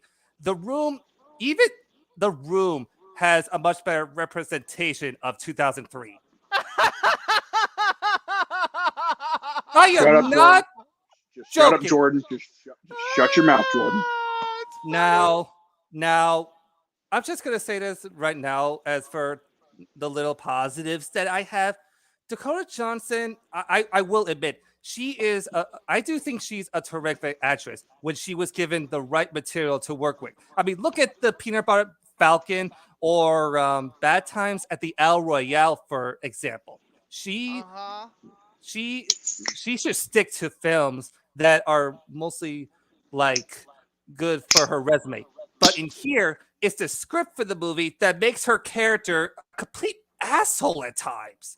There were times in this movie where her character comes off as a complete bitch to the three side girls who would eventually form up an alliance with her. And oh my goodness. And I will say this though, Dakota Johnson, she really tried her absolute best with including everyone involved with the movie. And I can literally say the same thing for the crew involved too, because S.J. Clarkson, who's the director, has done some the credited director. Let's make that very clear. Credited director. I mean, she has done some good shit in the past. I mean, look at she's done a few episodes, I believe, from Jessica Jones and Succession and Heroes. Also, Anatomy of a Scandal. She directed all of that. Yeah, but I think I know who the real villain in this movie is. Fucking Sony, out of all people. Out of all studios. You're talking about a whole fucking studio. Yep. And I'm pretty 90% sure that Sony was breathing down everyone's necks after giving them mandatory dialogue for them to work with. Especially, let's get into the dialogue. Oh my. You gotta give credit to Matt Sayazama and Burke Sharpless. Yes, once again, Burke Sharpless. That is a real fucking name. I didn't make that up last week. It's a real fucking name. And from the same people who actually wrote Morbius and Gods of Egypt. I'm Last Witch Hunter. Wait. Did anybody hear that? What? I freaking belched so loud. I heard that. I heard that for sure. Sorry. I'm surprised I didn't hear that. Go ahead. Look at the playback, and you will. All right, and literally the worst aspect about this movie is like the freaking dialogue, all thanks to the atrocious screenplay and dialogue they were given to the characters. Because this screenplay, oh my god, it looked like a 5-year-old who wrote this movie. And I wouldn't be surprised Hey, too. Mommy, I wrote a script for Madam Web. My And- Sony people actually liked it. They're making my movie. Yay! And I cannot even tell you the amount of plot holes to the point where, as I was watching the film online, I couldn't even count my ABCs and 1, 2, 3s for God's sakes because my brain was complete mush. Like this movie So my brain turned to freaking mush. Tell me So some what you're- dialogue. so- Tell me some lines in this movie so- that you so- remember. So what Oh. you're saying is you could barely do your XYZs or your 7, 8, 9s. Oh, I couldn't do that for that matter. Share any specific lines you want to share that really stood out to you being really bad? Oh, yes. You don't like me when I'm hangry. They literally put a fucking What? Hulk reference. Yes, I heard that line. I've heard about that. They literally, Hangry. yeah, they put a fucking Hulk reference so Sony could piss off Disney again because of the MCU. Piss off. Sony, But like, still, hangry. Who says that? It's stupid. It's millennial Gen Z type of humor here. Oh my Sony, God. like, I swear to God, like, I just wanted to take your website's bad and shove it up your ass. Oh, and another thing. How do you, like, rip off a reverse bend line from the first Spider-Man movie? And I quote, when you take on the responsibility, great power will come. That's not how it works, Uncle Ben. That is not how it works. With great power comes great responsibility. Exactly how it's supposed to work. But no, Sony just wants to shit on it and pretty much have it now. The message doesn't make any fucking sense. You take our responsibility, you have great power. You know- What does that mean? What the fuck does that mean? Please, somebody tell me. If you have the answer to that, please tell me. The thing that really bothers me is the fact that they cast the main actress as as Madam Web. The thing is, Madam Web is not young. No, I she don't know isn't. Like, look at the 90s cartoon and how she actually looked. And the video games, the recent video games like the Shattered Dimensions and all that. Like she even Oh yeah, Emma there's the- Roberts. She refused to fucking promote this movie. She only promoted it when it actually came out in the theater, and it's only once, and that was it. She wanted nothing to fucking do with this movie. Oh, like, how am I going to start? Like, okay, first of all, and also too, You haven't like, talked about the supporting cast yet. also too, the rest of the supporting characters fell into the same category as how I initially described the main lead, especially the main villain. Oh my god! Oh my god. Like, ADR the fucking ass crack. No. Speaking of the ADR, I'm gonna say this right now. I bet you $1 million he gives Albert Wesker from Resident Evil movies a run for the money. Like he literally just like talking like this, like, oh, I'm just gonna like find the main girls. That's how Why do he you sound like talks. you get him? He talks like that. He literally talks like that the entire movie. Like, I cannot even follow his mouth. Yeah, exactly. Exactly, Hades. Yeah, not smoking hot. I will say Dakota Johnson is very attractive, and she is a very good actress. but I mean, don't get me wrong, but the thing is, yeah, it's poor casting. Yeah.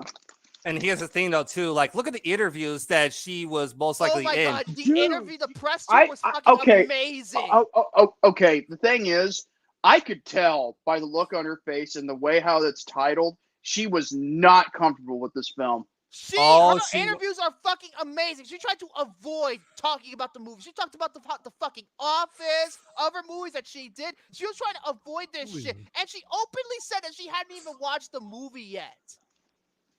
Oh, hold a second. Hunter Hughes says, guys, maybe it's probably something I like. didn't on the MCU, so what's going on here? Am I too loud? Whoa, what's going on? Oh wait, no. He's talking about how many people who were there when he saw it last. Oh week. yeah, that's right. Like Like what? 3 or 4 fucking people in the theater when he saw it.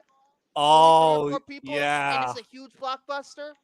And also, let's see, Hunter. What was Hunter? In the chat, what's the one other movie that you saw when you had 5 other people? I hope those one of those 5 people weren't your parents, because I wouldn't want to put them through that I shit. don't think he saw it with his parents. Good. Oh, Because Blue Beetle. okay, with Blue Blue Beetle, Beetle, thank he you. had 5 people, and Thank Madam Web only had. He was the one of only 3. There was 3 people in the fucking theater with him. Only 3 thank you. different fucking people. Ooh. Oh, wait a minute. Was that bad?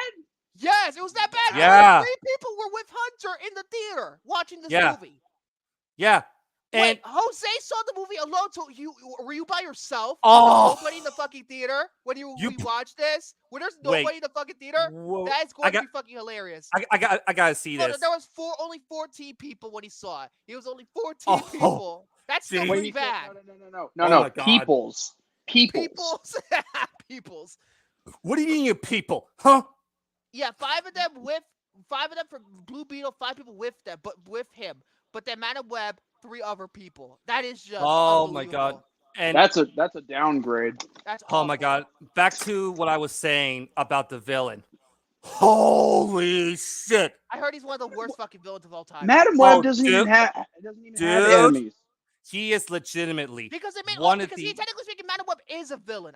From what I understand, but only because all these Sony Spider-Man list movies, all like Morbius and shit, and Venom, they're all supposed to be fucking villains, but they all turn into fucking anti-heroes because they got no fucking choice because they can't use Spider-Man because of the MCU contract. Oh my God. He is legitimately one of the worst superhero villains I think I have ever seen. Like, he's not like on the same level as, let's say Dr. Doom from Fan Forsec, but Listen, he this makes is definitely. Jesse Eisenberg's Lex Luthor look like a saint.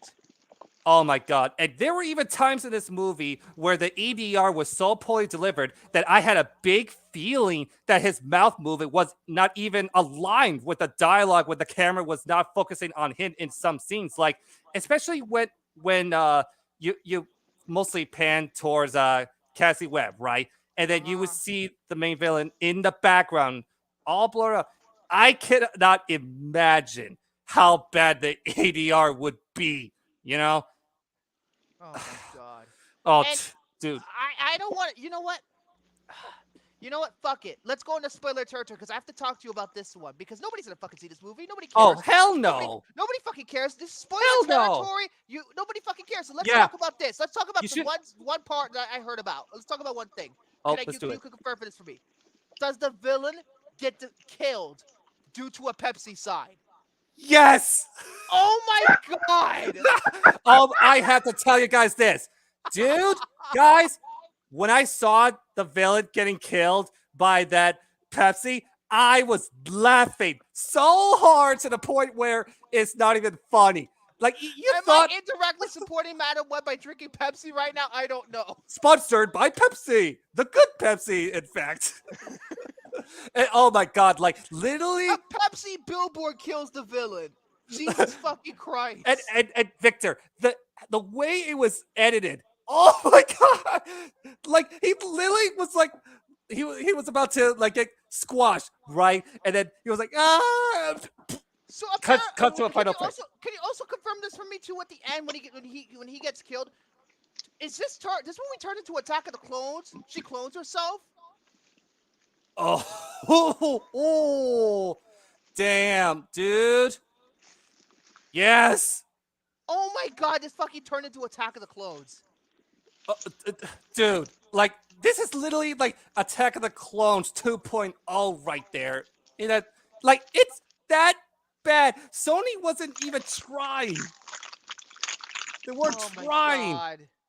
And It is so bad. and literally on Astral a projection like Doctor Strange. Oh yeah. Fuck off, Sony. I know what you're fucking doing. Oh, because you got fucking jealous because you couldn't release Multiverse of Madness, but you had to attach the fucking trailer at the end of Spider-Man No Way Home to attach Multiverse of Madness, the teaser trailer, onto it because Disney told you to do it. Oh, fuck off, Sony. Fuck off. You know, oddly enough, if I remember correctly, I think Madam Web does have similar powers with Doctor Strange when it comes to multiverse thing. They said they're trying to make this their version of Doctor Strange. Fuck off, please. Oh, yeah. come on. Come on. Then you just fallen upon itself. All because Nah. Sony couldn't handle they couldn't release Multiverse of Madness. They got fucking jealous. Unbelievable. Stop the eating, damn it. Uh-oh, Jordy, you're in trouble here. Jordy, You're eating. I think you're eating. And he's quit, hearing I- quit messing with the goddamn popcorn bag or whatever it is. Quit messing with the bag.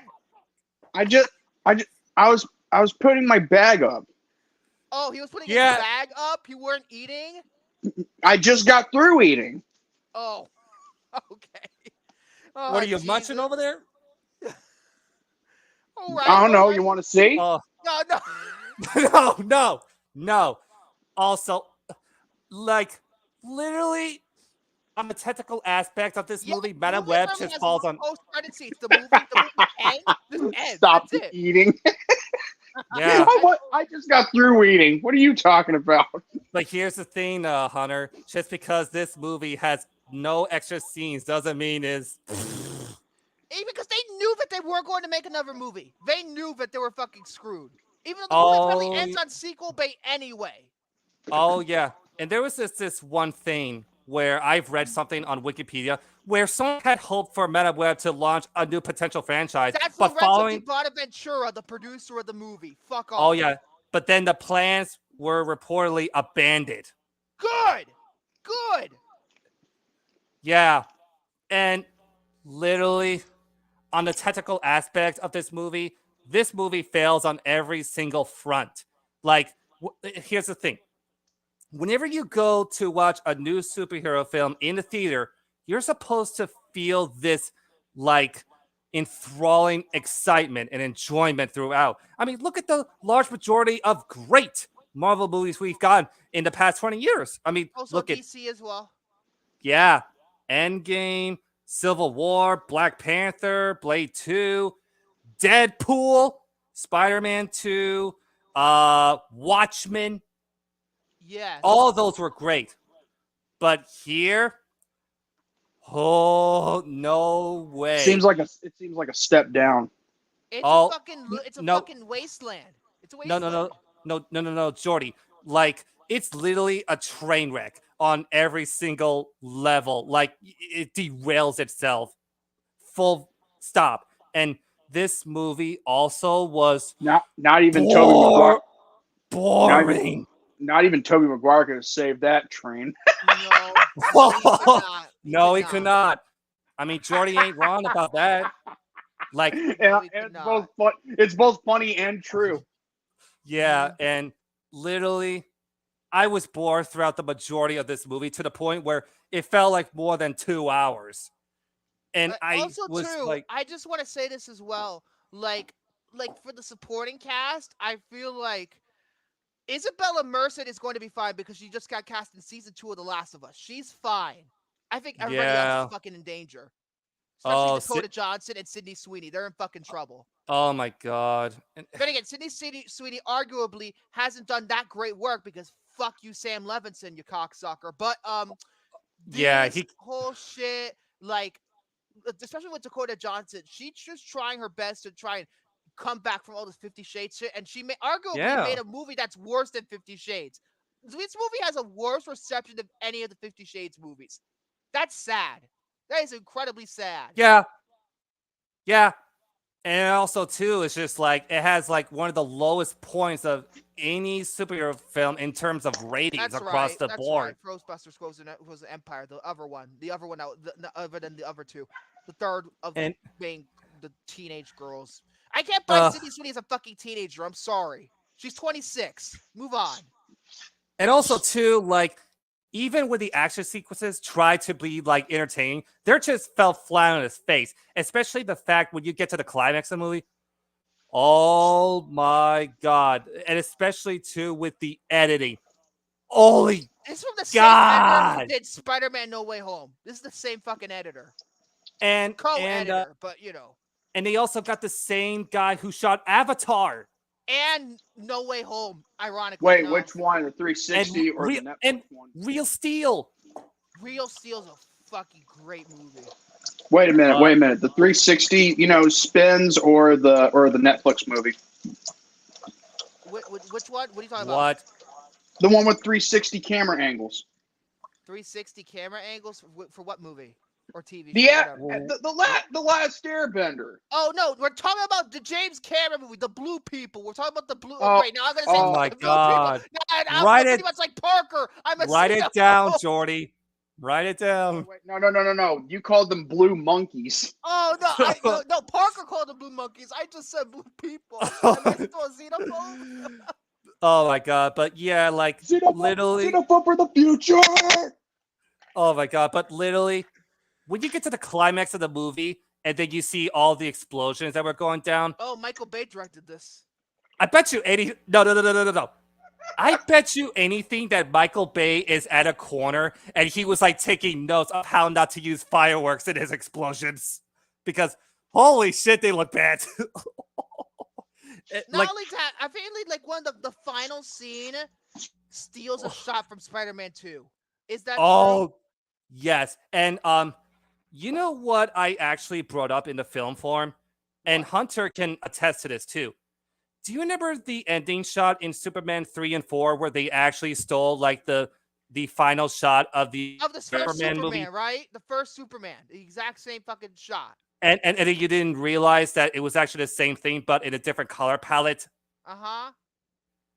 Well, yeah. Yeah. Sam Raimi and friends should just like sue Sony for freaking stealing my the freaking God. shot in that movie. Unbelievable. And to Yeah, make it even better, we have to play Dreams by the Cranberries. Dolores O'Riordan's continuing to roll in her fucking grave. No. And I love I'm not even gonna Dude. try to fucking sing that again. Dude, You almost sound like and dude, even as a fan of the Cranberries, I was just love like, the Cranberries. That first fucking album is amazing. oh, dude, it's incredible. And I cannot imagine that the band saw this movie and they're going to be like, Again, Dolores is They're rolling in her just- fucking grave. Rest in peace, but she's rolling in her grave. yeah. But literally, the editing throughout the entire film is so I sound choppy. like Hans Zimmer from Dune. Oh, here we go again. Here we go. Yeah. Like even too, like I'm gonna say this right now, the editing is so choppy that it's gonna give Ghost Rider 2 a run for the money. Oh my god. And I couldn't even tell what happened was going on screen. Like my mind was just like jumbled. Like it was already jumbled. It felt like complete was chill. In fact, someone well, I think it was Hunter that pointed this out, but one time he accidentally thought one of those shots had a boom mic, but it was actually someone's ball cap. Oh my god. It's a Oh my ball lord. cap. Yeah, and even too, like the movie relies so much on quick cut edits during the action sequence. Like Oh, it turned into let's go. fucking the roommate. go. It turned into the climax of the roommate. Let's go. Wonderful. Let's go. Way to Let's go. remind me of that piece of shit. Oh my god. And even too, like it still blows my mind too that they hired the same guy, like Victor said, who shot Spider-Man No Way Home, Southpaw, Real Steel, and Avatar.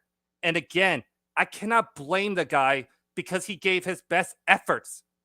Visual effects team should be embarrassed because I heard the CGI Oh, was amazing, not dude. amazing, terrible. Oh, dude. Oh, Jesus. And literally, I feel like Sony reached into my mind and taking away my precious time while watching the movie online. And also, at the end of it, they gave me a big slap on the face and said, fuck you. You know, you know Wendell's costume. Here's the thing about the costume designs. Apparently, they're only in the movie for about 70 seconds, and then you never see the costumes ever again. Oh, dude, no, dude. Okay, Victor, It's only in the first 10 minutes where this happens. So, virtually, this is kind of not a superhero movie because they're not doing anything. They're just running. And oh, dude, I have to tell you this. So, you know how the other three side girls got their costumes when you see them in the trailer? Guess what? It was all in a dream in the very beginning, and at the end of the movie, they literally stole the exact same shot from the dream sequence. Wow! They freaking literally did. I mean, They used the same get your dream dad. sequence twice in the Sony. fucking movie. That is sad. I'll get you that for that, Sony.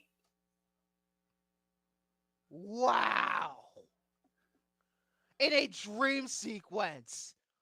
I am Wow. not joking. This might as well be the fucking ending to Click.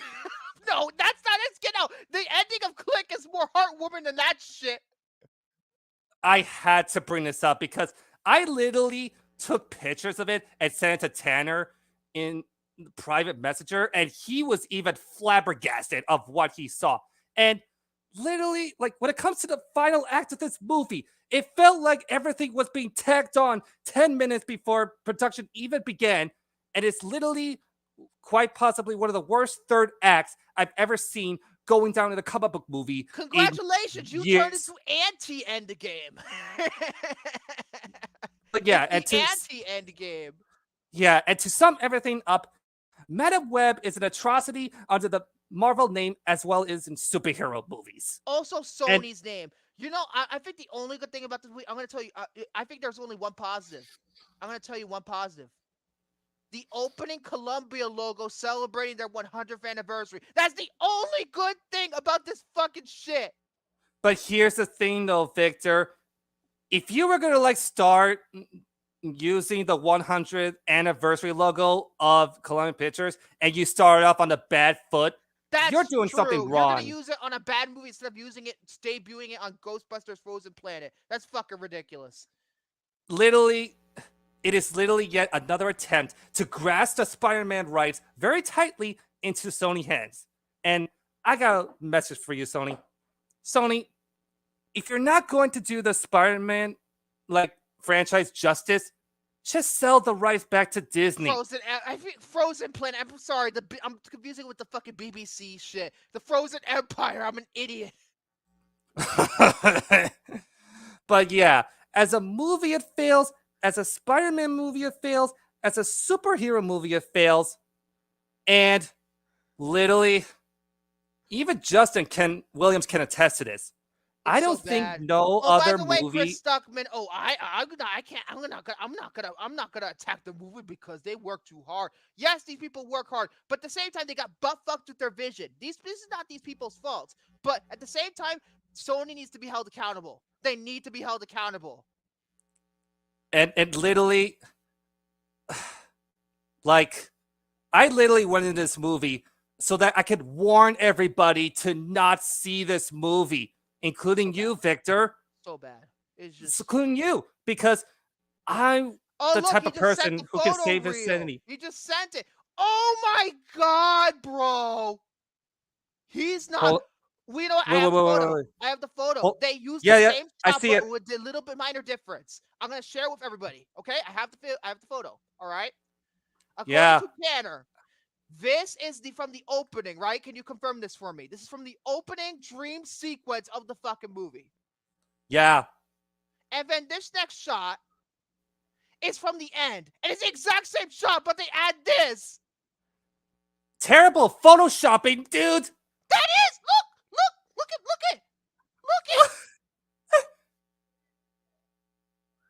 at this shit. Can somebody tell me what's wrong with this picture? Look at this. Yeah. It was like a fucking flip book at this fucking point. Exactly. Unbelievable. Like, that is lazy filmmaking. How could they ever say that? Sony thought that was okay. Yeah. Okay, I'm back. I had to get some stuff situated. Oh no, I have to show you the fucking photo, man. They used a shot from a dream sequence in this movie, and I saw it at the end. Okay, never mind. All right, I don't have to do it again. That is no, Jordy. That is disgusting. Tanner and I were not kidding, were we? Nope. This makes Batman Robin look. It does, because Batman Robin. Yeah. At least the movie looks fine. Like, visually, it looks fine. Hold on a second. Yeah, this movie, like, literally even makes Van Forstick look like a Marvel masterpiece. It looks like one of those guess to spot the difference games I played in preschool, sent by Tanner. Oh my God, Hunter Hughes. I think you referred to the guy who didn't want to bash this movie because people worked hard. I think he called him Vince Russo. Well, here's the Let me thing, tell though. let me tell you something, Hunter Hughes, bro. I don't think you know what it means to be in the wrestling business, bro. Nor would you know what it's like to be in the entertainment business, bro, or the movie business, bro. So why don't you take your ass, bro, and shove it up your mediocrity ass, bro? Because I don't think you deserve to have an ass, bro. Bro. Oh yeah, and I got a little Oh, roast to because say I said about bro, that's why. I got a little roast for you, little Stuckman. At least I have a pair of balls that spy. Wait. No, Vic said, bro. Oh, This shit is embarrassing. Zing! I've never seen a frame of this movie, but looking at that, well, if you're gonna call Vic names, why don't you just call him Matt Riddle? Because again, he looks like he's on 420 right now. oh, for fuck's Yeah, sake. but Oh, but this. Oh, hi, Roby. hey, Williams hi, is Roby. not done roasting Madam Web. He eviscerated this motherfucker. Yeah, and this movie literally is complete, utter.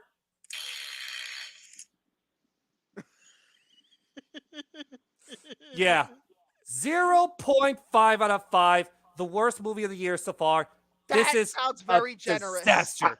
0.5 out of 5. That sounds means generous. It sounds like a fucking 0 to me.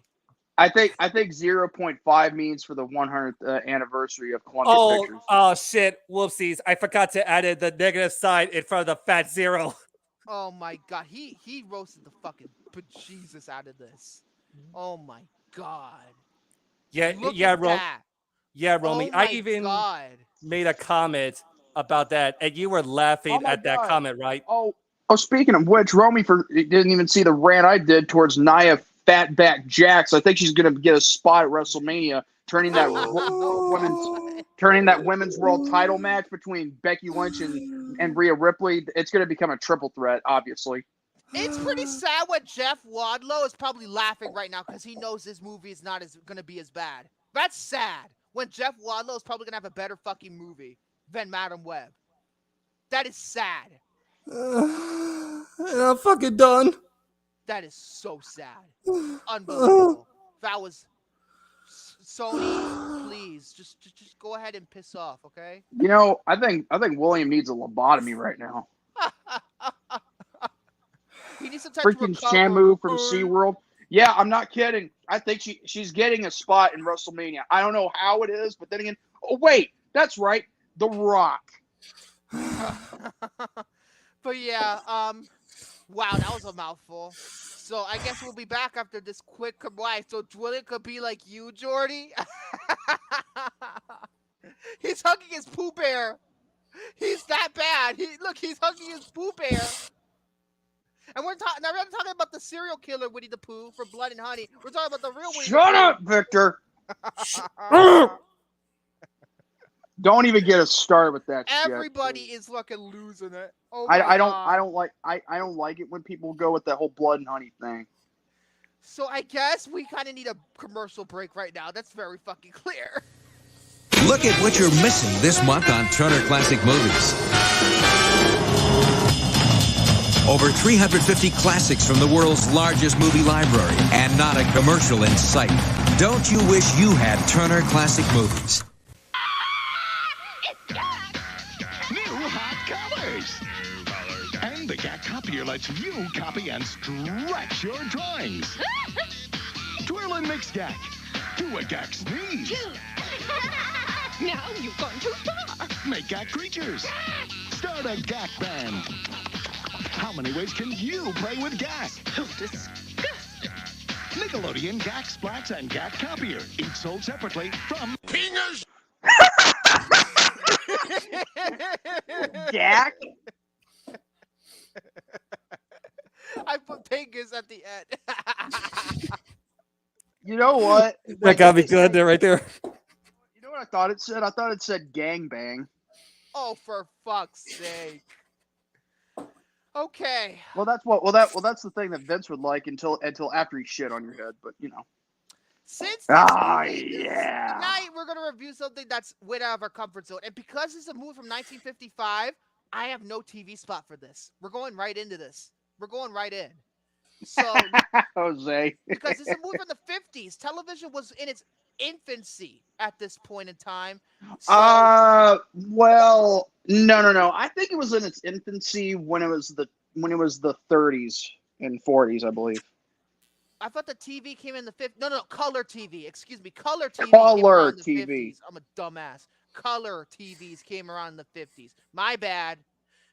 But Oh clearly I yeah, don't know yeah, you anything are about old bad, of ass course. TV.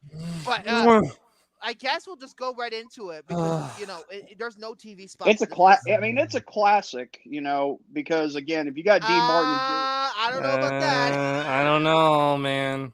dude, shut up and let me finish. When it Let has me Dean Martin, finish. when it has Dean Martin and Jerry Lewis in it, I consider it a classic because again, those two together, they make magic. Anyway. Okay. Okay, Also, let me just say this: if you have a problem with Dean Martin and Jerry Lewis, I don't have we a need to problem have with them. I just have a problem with have some problems with the movie.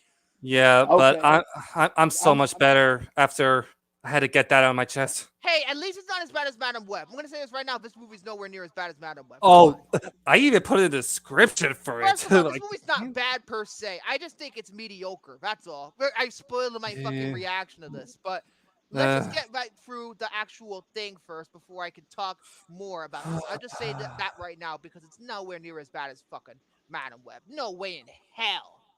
No way. But let's start off by talking about artists and models. It's a 1955 55. musical, shoot me, romantic comedy film directed by Frank Taslin, who I just looked up, and he's actually apparently was a director of a lot of Looney Tunes cartoons back in the day. I think this is one of his first live action efforts. The screenplay was written by Taslin along with Hal Cantor and Herbert Baker. I hope that's not Herbert the pervert. I hope not. Oh my God! Shut up.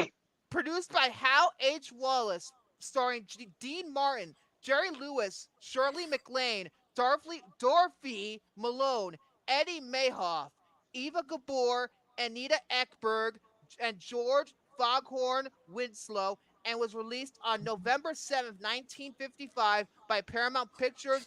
The budget, I believe, was $1.5 million, making it one of the highest budgeted movies they've ever made. And for the box office, well, I have nothing for the box office in the United States, but in France, it made $3.8 million.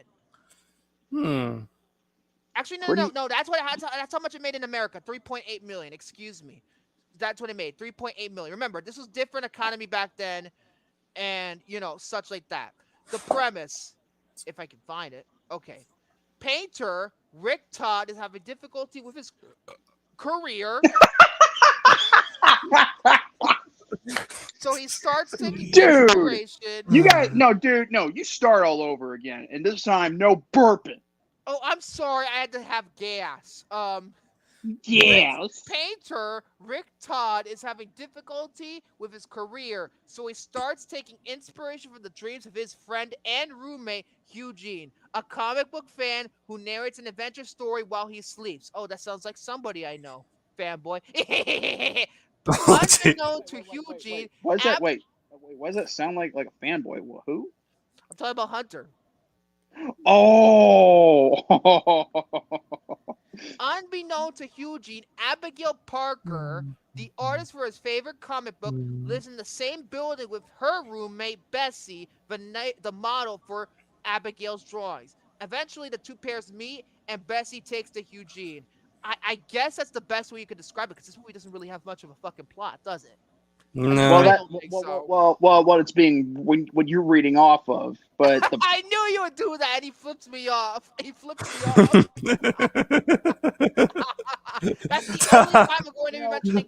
The difference between flipping someone off in a live chat and doing it someone on a video camera is two totally different things. But whatever. Okay, 85%. Just for that, you're watching Madam Web. Wait, what? Wait, what? What did he say to fucking me? He just say, "Fuck off." Watch Madam Web, you evil bastard. Come on. I would not do that to my body. 85% rating on Rotten Tomatoes. 6.5 out of 10 on IMDb. 3.5 out of 5 on Letterboxd. So, Yeah, let's go ahead and talk about this movie because remember, I'm not against old movies. I'm not. It Me just neither. depends on how they are done. Because there's a couple of old movies that I really enjoy. One that comes to mind to me right now is 12 Angry Men. Now that's a great fucking movie. That is a brilliant film, and it's on the Don't wheel because of Jared. So don't we'll get forget to that. others such as Path of Glory starred I've never Kurt seen that. Douglas. It's a That's Stanley a Kubrick terrific one. movie, right? That's a that's a terrific movie. And What else I can think of? 1950s. Oh, Rear Window. That's a great one. with Rear Jimmy Stewart. Window. It's funny because they actually reference Rear Window in this movie. Now it makes me want to rewatch Rear Window again. Just And it had saying like a that. Jimmy Stewart impersonator too in that scene. He kind of talks like Jimmy Stewart would.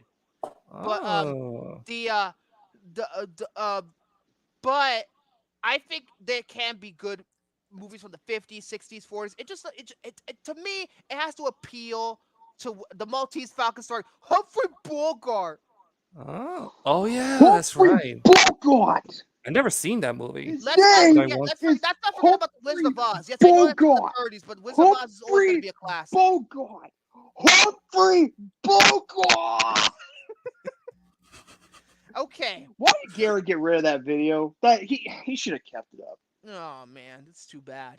But Oh. I mean, I don't know if he got rid of it or he privated it. I mean, I just think it should stay up and have a highlight to it. so in terms of this film, I didn't know what to expect because Jordy recommended it when we were doing stuff, adding onto the wheel. It Same landed here. on it. This is like a complete step out of my comfort zone. I've heard of Jerry Lewis and Dean Martin. Dean Martin was actually the originator of the comedy roasts, like the celebrity roasts, which would gain prominence in the 2000s when Comedy Central took a stab at it and made all those roast specials. Remember, like roast of Charlie Sheen, roast of Justin Bieber, roast of Pamela Anderson. Those roasts, you have Dean Martin to thank for those roasts because it originated with him. So Mhm. obviously, I respect him in that regard. Jerry Lewis, of course, to me, I think he's best known for the Nutty Professor, the original, which I've never seen. I've only seen the remake with Tom Shadyac directing, Eddie Murphy starring. The remake is amazing. I love the Nutty Professor remake. I He think had That's a great Jerry movie. Lewis had an influence in the production of it as a producer, I think. he was executive producer on the remake of the Nutty Yeah, Professor. I yeah. love the remake. I fucking love it. But Uh-huh. But you know what? We'll have to do the original someday. I know, but I want to do the remake first. I fucking love that movie. Have you ever seen the remake of Nutty Professor? I do too. Yes. It's awesome. I love that. I've never seen the Yeah. sequel though. But And yeah, this is like my first movie starring these two that I've ever seen. They've apparently had a really tight partnership. This is like their 12th movie together or something. Like I remember reading it on Wikipedia. It's like their like 11 or 12 movie that they did together. So they did a lot of movies together. And Huh. this is like the second to The last one. The one that comes to mind to me the most about their partnership of them doing a movie together has to be At War with the Army, which is one of my favorites. This one was it didn't have color at the time. It was actually black and white, and it was part of the Colgate Comedy Hour, disc specials and all that. But yeah, it's a funny movie in its own right. And it's based around World War II, which I think that was at the time. I think that's when everything was happening during World War II. So yeah, I believe. I wish Yeah. I knew okay, it was their 14th movie together. This is their Damn. 14th. But then again, this is like my very first exposure, I And this is believe, my very to first Gene exposure. Martin and Jerry So Lewis. I don't know. So. Like, I'm not gonna blame them for just this particular movie because I'm sure they made a lot of great movies. 'Cause remember, they made 14 movies. I haven't seen any. This is my first one. I'm Yeah, sure same. there's probably going to be one that I actually really enjoy. Same But for here. this one, it's not bad. It's not bad, certainly. But I just think there's something about it that feels empty, and I don't know what exactly that is. I'll work my way up, starting with the positives. I do believe that Martin and Lewis, when they're on screen together, they work together incredibly as a duo. I do believe that. Even with Lewis being so fucking irritating in the first 20 minutes because I can't stand it. Like, listen, this has nothing to do with Jerry Lewis as the performance because this is the character, but the character is fucking irritating. I hated his character. Wait, whose character? Jerry Lewis's character. I don't hate the performance. I hate the character. It's just he's a man child. So for lack of a better word, he's a fucking man child. Yeah, I honestly kind of like feel the same way on It like predates how Adam his Sandler being a man child, and I thought mannerisms being a man child was funnier in and Billy how Madison. he was like coming off. I actually thought it was funny, to an extent with Especially the Jerry first Lewis. three Because movies. Jerry Lewis, I mean, that's the whole point of his character when he went with this movie. Yes, but I just think it didn't work. That's the script's problem, though, not Jerry Lewis himself. It's not his problem, but it's the script. A lot of the problems I have are with the script, not so much the performances or the acting. Yeah. But I do believe they are a good team together. I do believe that. There are certain scenes, especially when they're at the... What the hell is the name of the fucking office that they try to go to? The fucking guy. Murdoch. I have to think Murdoch. Yeah. Murdoch. Oh my God. Okay. When they're doing... I'm surprised there's no such thing as Matt Murdock. Or Rupert Murdoch. The fact that, when they had that part where there's this relay between Rick and, Eugene, like going back and forth from, like up and down the stairs. And the thing, like, Murdoch wants to eat me? Like, he wants that to be? scene is one of the weakest scenes in the entire movie. It is pad out so long, it's not even funny by the fourth time it happens. Yeah. They padded out so long. Yeah, Again, not the fault of performers, it's the fault of that damn script. yeah, it's just kind of like It drags out so long. I was It's about to say padding. it kind of drags it a little bit. But to, I like... will tell you what scene that's funny. I'll tell you one scene that actually I think was funny. Oh wait, is The it scene- the dinner scene, the table The scene? dinner at the- scene in is the beginning? fucking funny. Oh, at the very beginning. That was the part that When actually he had eats me one laughing. little bean and just goes like, And then And then he wasn't decides- he like putting ketchup on the yes, plate he or put something? ketchup on the damn. And he was like, draining everywhere. and he was just like, licking it like, or like, Oh my god. or was it he licking it, or was it he just like Oh. using a fork He was to? pretend- He used he a was fork. He used a fork and a He knife. was using his imagination, and the fact that he was also trying to pretend that they were having wine or champagne with, And he also with tried to them. light a candle too. And the fact how they lit the candles, I'm like, damn, I wish they had. I mean, effects these days don't have shit with that one. But the I will say another scene. Like, anytime they're at the Murdoch office, that's funny. Mm-hmm. Murdoch's office. Because I'm gonna be honest, the first half had me. I wouldn't have been this harsh on the movie if it wasn't for that second half. The second Ooh. half kills the movie. The first half I liked better than the second half. Yeah, it's almost too like, why couldn't like the second half be Why couldn't the almost at the first half same be- level as Yeah, the first on the half? same level. If that was the case, You I know? would have rated it like a 4 out of 5. Oh yeah. But it's that second half that really kind of drags me. Just my Yeah. opinion. The second half. That's Yeah, just- that's the one thing I will agree with, because I did not expect this movie to be an hour and 50 minutes long. This I is thought too long. This is way too long. Dude. I thought this was an hour, maybe 30 or Yeah, 35 that's what I minutes. thought too. But an hour and 50 fucking minutes? No, Mm, it's too long. It's Especially too long. for- I think we're all gonna agree it's too long. especially for a comedy. Like I remember, Comedies like usually in my soft spot for comedies, it's around 90 to 109 minutes. No, about 100 minutes. 90 to 100 minutes. That's like the sweet spot. If you have the material to make it go almost 2 hours, it could be good. There are a Oh. couple of comedies that are almost 2 hours that are really fucking uh funny. huh. I Like, mean, let's see if I have any here. I mean, are to almost me, 2.5 hours. Not to 2.5 hours. Almost 2 well, hours. I could give you Um, like an example, but this is just from me, The Big Lebowski. That's almost 2 hours. Well, it was almost like what, like 17 minutes or something.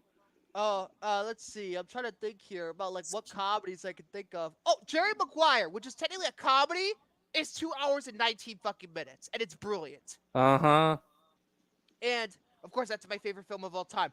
But like other comedies, like there are a bunch of other comedies that I've seen that are like 100 to 120 minutes that are really funny.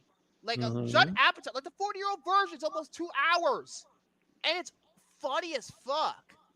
Mm. It's really good. You know, the 40-year-old virgin, Judd Apatow movie. Mm-hmm.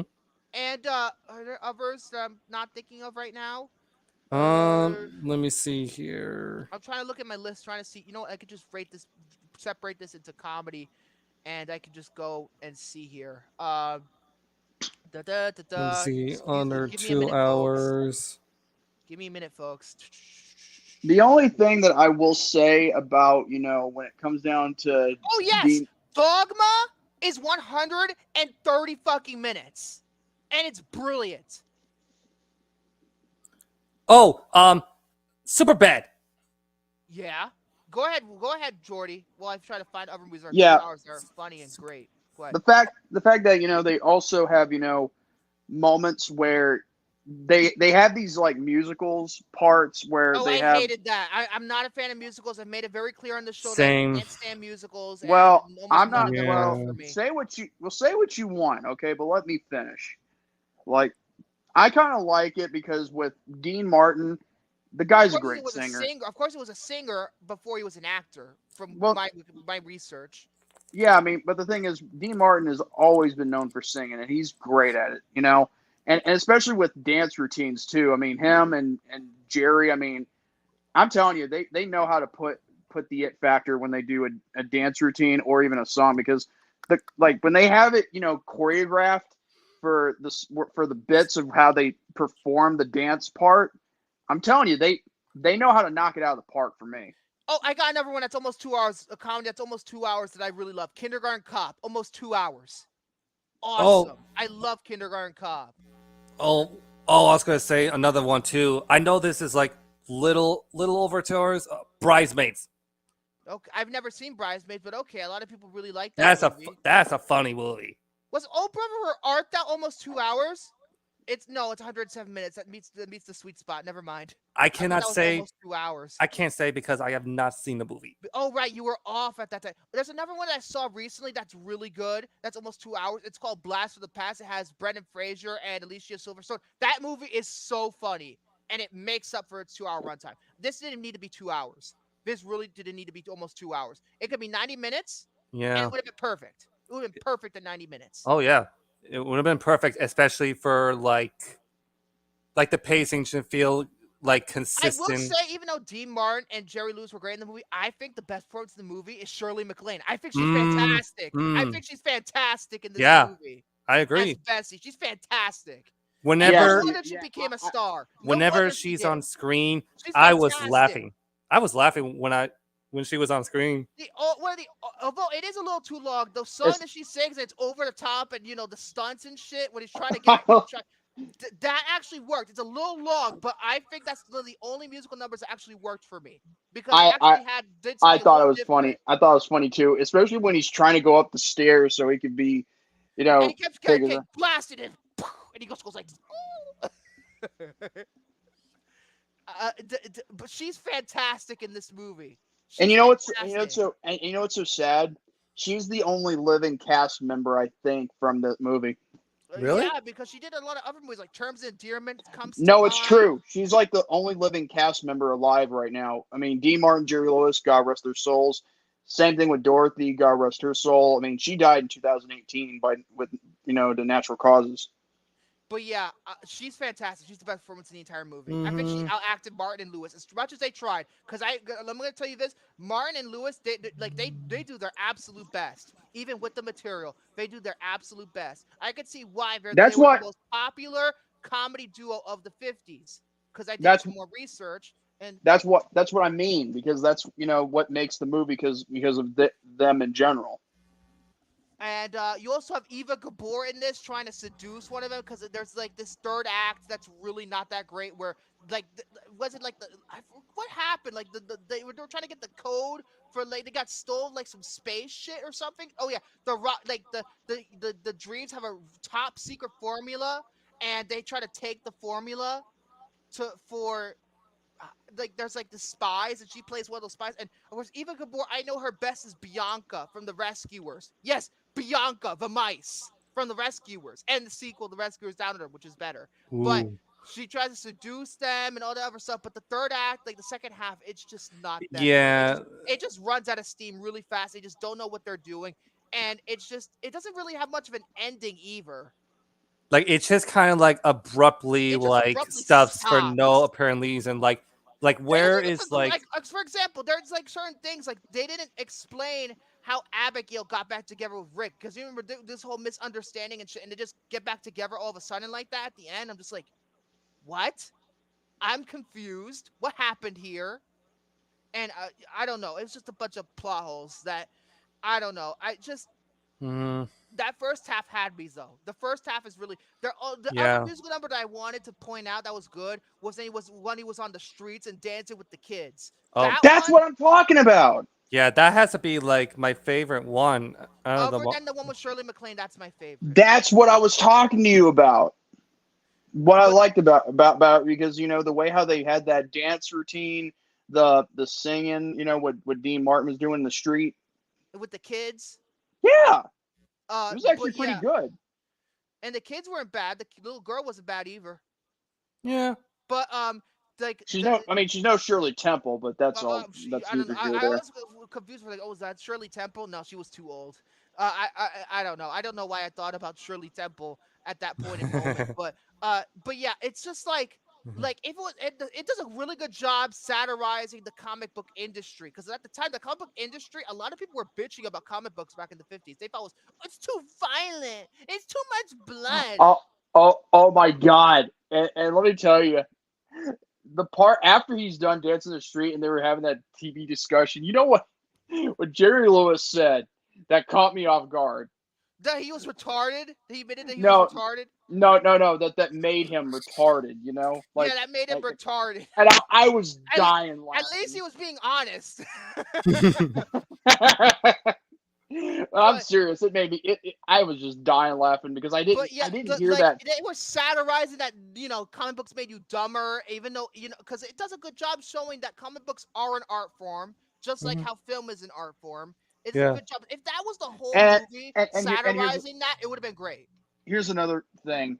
I can understand why they couldn't do Batwoman or Batgirl because they had. I was thinking about that. It's like I was like, oh, DC Comics didn't want to pay them. But then again, here's the thing. I mean, I kind of like it when Jerry Lewis is going like, "Oh, Bat Lady, my Bat Lady," right? And he's just like, it's just like this weird like infatuation. It's almost like the originator. It's like this is why the police wrote Every Breath You Take. It's a stalker amp. Why did I? Oh no, the Jared thing came back. Remember when he did like the thumbs up and all the movements and shit? It's coming back. Oh no! Oh no! It's coming back. Oh my God! Now it's not doing it no more. But wait! No, it was because of me. It was because of me. Oh wait. I don't know what the hell happened. Anyway, it only took up till this episode to do it. Oh my God! But okay, let's get back to the point here. Like anything. Let's see if there's anything else that I really enjoyed. I'll tell you, like, the one thing that I do appreciate about the film is like cinematography's fucking incredible. Oh, I'll give it that. And the production design too. Like this is a movie, this is when they were using color. Like they used color. Like this is like VistaVision color. Like it is like very much like Technicolor 3-strip process. Like it is so pops off your screen. And so you're watching it in HD, it's gonna pop off your screen. And also too, like from a movie that takes place in the 55, like you can tell that it was mostly made for the 50s. The costumes, its time was not cheap. You can tell the movie for its time was not cheap, and I really appreciate the production value. I really do too, and the vibe of it too in New York. It does a good job because this movie was filmed in Los Angeles, but they did a decent job making it look kind of like New York. They did a decent job making it look like New York, even though it was filmed in Los Angeles. Yeah. And in that regard, like the production design, like the technical levels, it's just really good, really wonderful. It's wonderful. So now, as for everything else regarding the story, I mean, you could say what you want about it. I mean, me personally, I'm not a fan of the fact that they have to use the whole spies and that kills the movie. Yeah. I'm not a fan of it, but at least it'll help us get to the ending of the movie, just to wrap it all up, here's the thing though. It could have been 20 minutes shorter and deal with the comic book stuff, and I think it would have been a better movie. Why did they need to drag it out over 2 hours? It's like they were like, fuck, we don't have anything anymore. Let's just make up this spy shit because we don't know what to do with our runtime. It just feels out of place. At least I know one thing. There are just moments where Dean tries to save it. Because I think Jerry sometimes tries to save it too. Yeah. So I mean, And there's McLean especially saves this picture. And like there are certain things like I feel like they should focus on the romance between Rick and Abigail more in the second half of the movie rather than doing whatever the fuck they did. Yeah. Because that was the whole movie at that point. If you're gonna focus on that, romance was one of the most popular genres at this point in time in the 50s. So why not capitalize on that? It's about these two guys who fall in love with these two people who live in the same apartment. And it's a simple story to begin with, but you could do all sorts of things with it to make it really clever. But this movie just decides to go with this spy shit. Yeah, it's like, where is this spy plot line is going? Like, you had me like little lost there, The whole point of the third act is so abrupt because they get to the ball at the end of this movie, and then Betsy just randomly gets kidnapped. She gets tied up, and then it goes to this fucking. Rick gets her out, and they try to save the day to save Eugene, and it turns to like fucking Scooby-Doo shit. I'm just like, what the fuck am I watching? It's just kind of dumb. At least with Scooby-Doo, it actually did it right in animated fashion. Some Scooby-Doos, not all Scooby-Doos, but and then the movie just like they try to get back to the ball, and then the movie just decides to stop. It doesn't even have much of an end. It doesn't really conclude the story. It's like, we ran out of time, so let's put another song in there and end the movie. Yeah. It just feels abrupt. I'm sorry. This doesn't feel like a conclusive end. That's exactly how I actually felt when I was watching the movie. Why can't you just make one final scene before the musical number starts up where Rick and Abigail get back together? They didn't even do that. I mean, if you would have added that in there, it would have been fine. At least a little bit better. It's actually conclusive. But then it just... the movie heavily implies at the end they're getting married, but they're pretending to be married. So what actually happened here? There really is no point. There's not really an ending here. No. That's just them wrapping things up. That's it. It's not really much of an ending to me. It's really not much of an ending. Yeah, same. That's more like a wrap-up than an ending, I'm just saying. It's just like, come up with something on the fly to get it done. I don't know. I'm telling you, Jordy, the first half was better than the second half. If it wasn't for that second half, I probably would have rated this higher. I would have too. I probably would have. I give it, to me, because it's a Martin Lewis film, and call me biased, I don't care. I could pretty much give it a 3 out of 5, but... That's exactly the same score I'm going to give it. Same here. Well, at least we're even. Yeah. By the way, you know what I think will make you smile? What? Listen to this. What was that? A Butterfinger, Grandpa. Well, stop it. Okay. I said stop it! I did. Oh, darn osteoporosis. I like Butterfinger. From Nestle. Oh, my God. A Butterfinger, Grandpa. Well, stop it. So, this movie is not... Stop it. I did. It's not terrible. It's not terrible. This movie is... If there's any one word that I can describe this movie, it's interesting, because it takes you to it educates you on a time and a place in the 50s where Martin and Lewis were the most popular comedic duo in the movies, and this feels more like an education about what people liked in the 50s more so than me enjoying the movie. It feels more like it is an informative movie about what it was like. Now, keep in mind, after this movie, there were 2 movies left that they did until their breakup, of their partnership. Okay. That's just one thing we got to put in there. So they made right 16 movies altogether. And I this is would their believe so. 14th. Yeah, because this is their 14th, so 16 movies that they did together. That's Their pretty first good. their first films, My Friend Irma, and then the sequel, My Friend Irma Goes West. I have not seen those films. The only thing I have seen is At War with the Army. That's it, and I think it's hilarious too because it's even taking place in World War II. Hmm. But yeah, like Oh, and it was filmed before My Friend Irma Goes West. mm, but like I said before, you know, it's an interesting film. It's Yeah, interesting. it's an interesting watch. I don't like really like. I don't love it. I don't know if I'm ever gonna watch it again, but at Yeah, least I have more of an education about what people liked at the time. I stepped out of my comfort zone for once yeah. in my life instead of You're watching movies well. from the 80s. You're welcome. And I will tell you this too. Like after watching this movie, I felt like I do eventually want to watch some 1950s films that had like the most impact in cinema. You know? I know for sure I'm gonna watch more Shirley MacLaine movies. I want to watch The Apartment.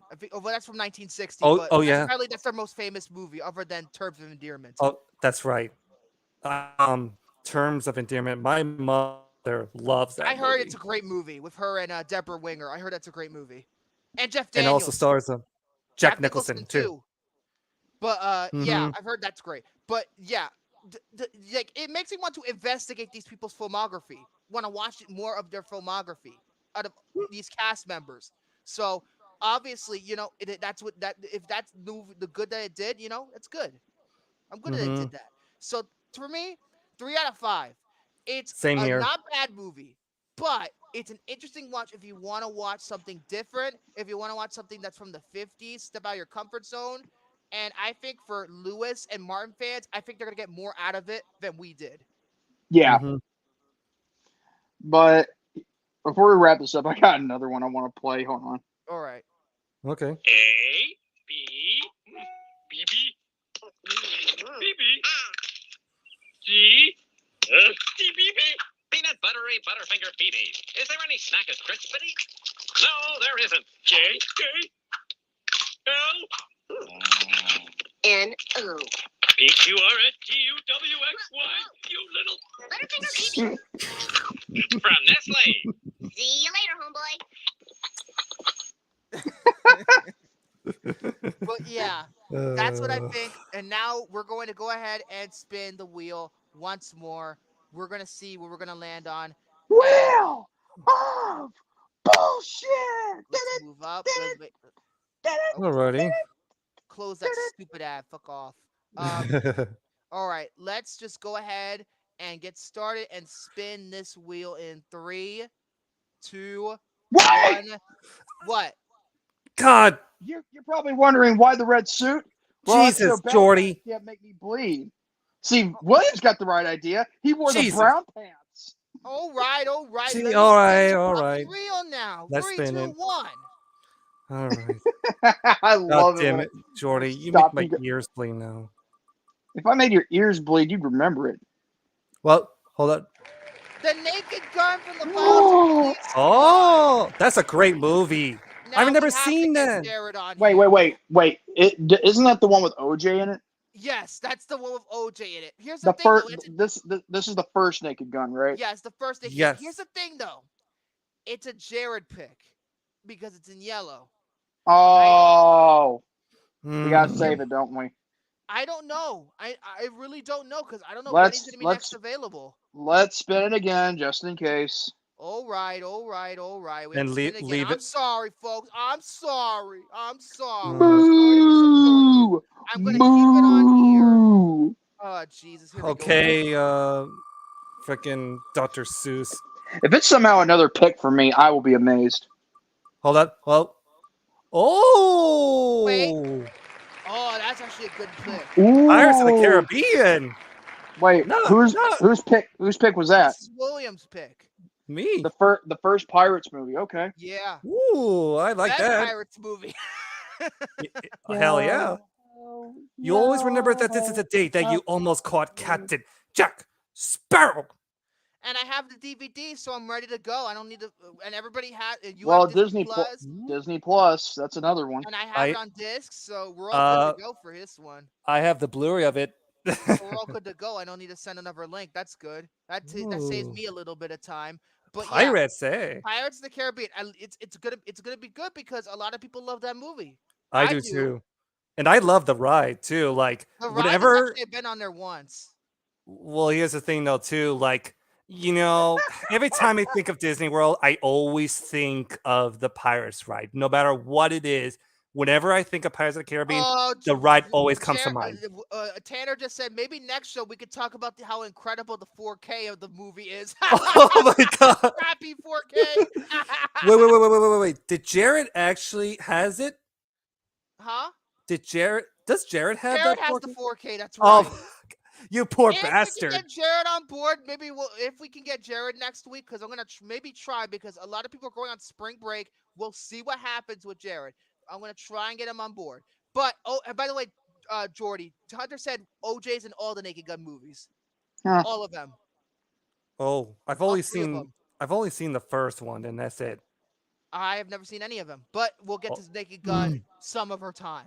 For now, we'll have to review Pirates of the Caribbean, The Curse of the Black Pearl, which, shockingly enough, Captain Jack Sparrow is not the lead of the movie. A lot of people think he is because he's the lead of the others. But Orlando Bloom's technically the lead. Yeah, he's technically the lead, yeah. So, yeah, but we'll get to that next week. What were you going to say? No, that's it. All right. Let's get the fuck out of here. Yeah, and I also have some final words after you do your thing, Jordy. So go ahead. So yeah, if you like this episode of the Popcorn Panel Podcast, episode 64, Nintendo 64, go ahead, give it a thumbs up. 64! Oh my god! That video still cracks me up every single time I watch it. I love that video. That's one of my favorites. But anyway, if you like this, give it a thumbs up. If you missed your chance in the live chat, comment down below, give us your thoughts and opinions. Also, be sure to subscribe if you are new to the channel. Hit the notification bell so that way you'll be notified whenever the David 3000 Network does an upload, a premiere, or a live stream like this at all times. Same goes for William the Conqueror and the Count, Victor DeValle, and yours truly, the Youngblood Outsider, Jordy Scout, a.k.a. J-Man's Legit. With that being said, God bless you all. Have a great night and stay healthy for Barry tomorrow. And once again, motherfuck Sony. Ah, Jesus. One more thing. Friday, 7 p.m. Eastern Standard Time on Twitch. David's Twitch. I forgot. I'm going to put a link in the network before I go on the air with that. Well, will also be available on YouTube after the stream, but I'm going to be watching Barney's Great Adventure for the first time in like over 20 plus years. And I will be with Ben. For some reason, he wants to watch this film with me. For some reason. But we're gonna fucking watch Barney. It's only an hour and 17 fucking minutes, but I hope I can get my fucking head straight by the end of this fucking movie. Because it's gonna be a pain in the ass. And then you'll do like a review sometime in the future. Review? Watching the movie's bad enough. I don't need a fucking review because you know I'm gonna give a fucking 0. Ugh, jeez. 21 fucking years. Anyway, hey, hold on. For that.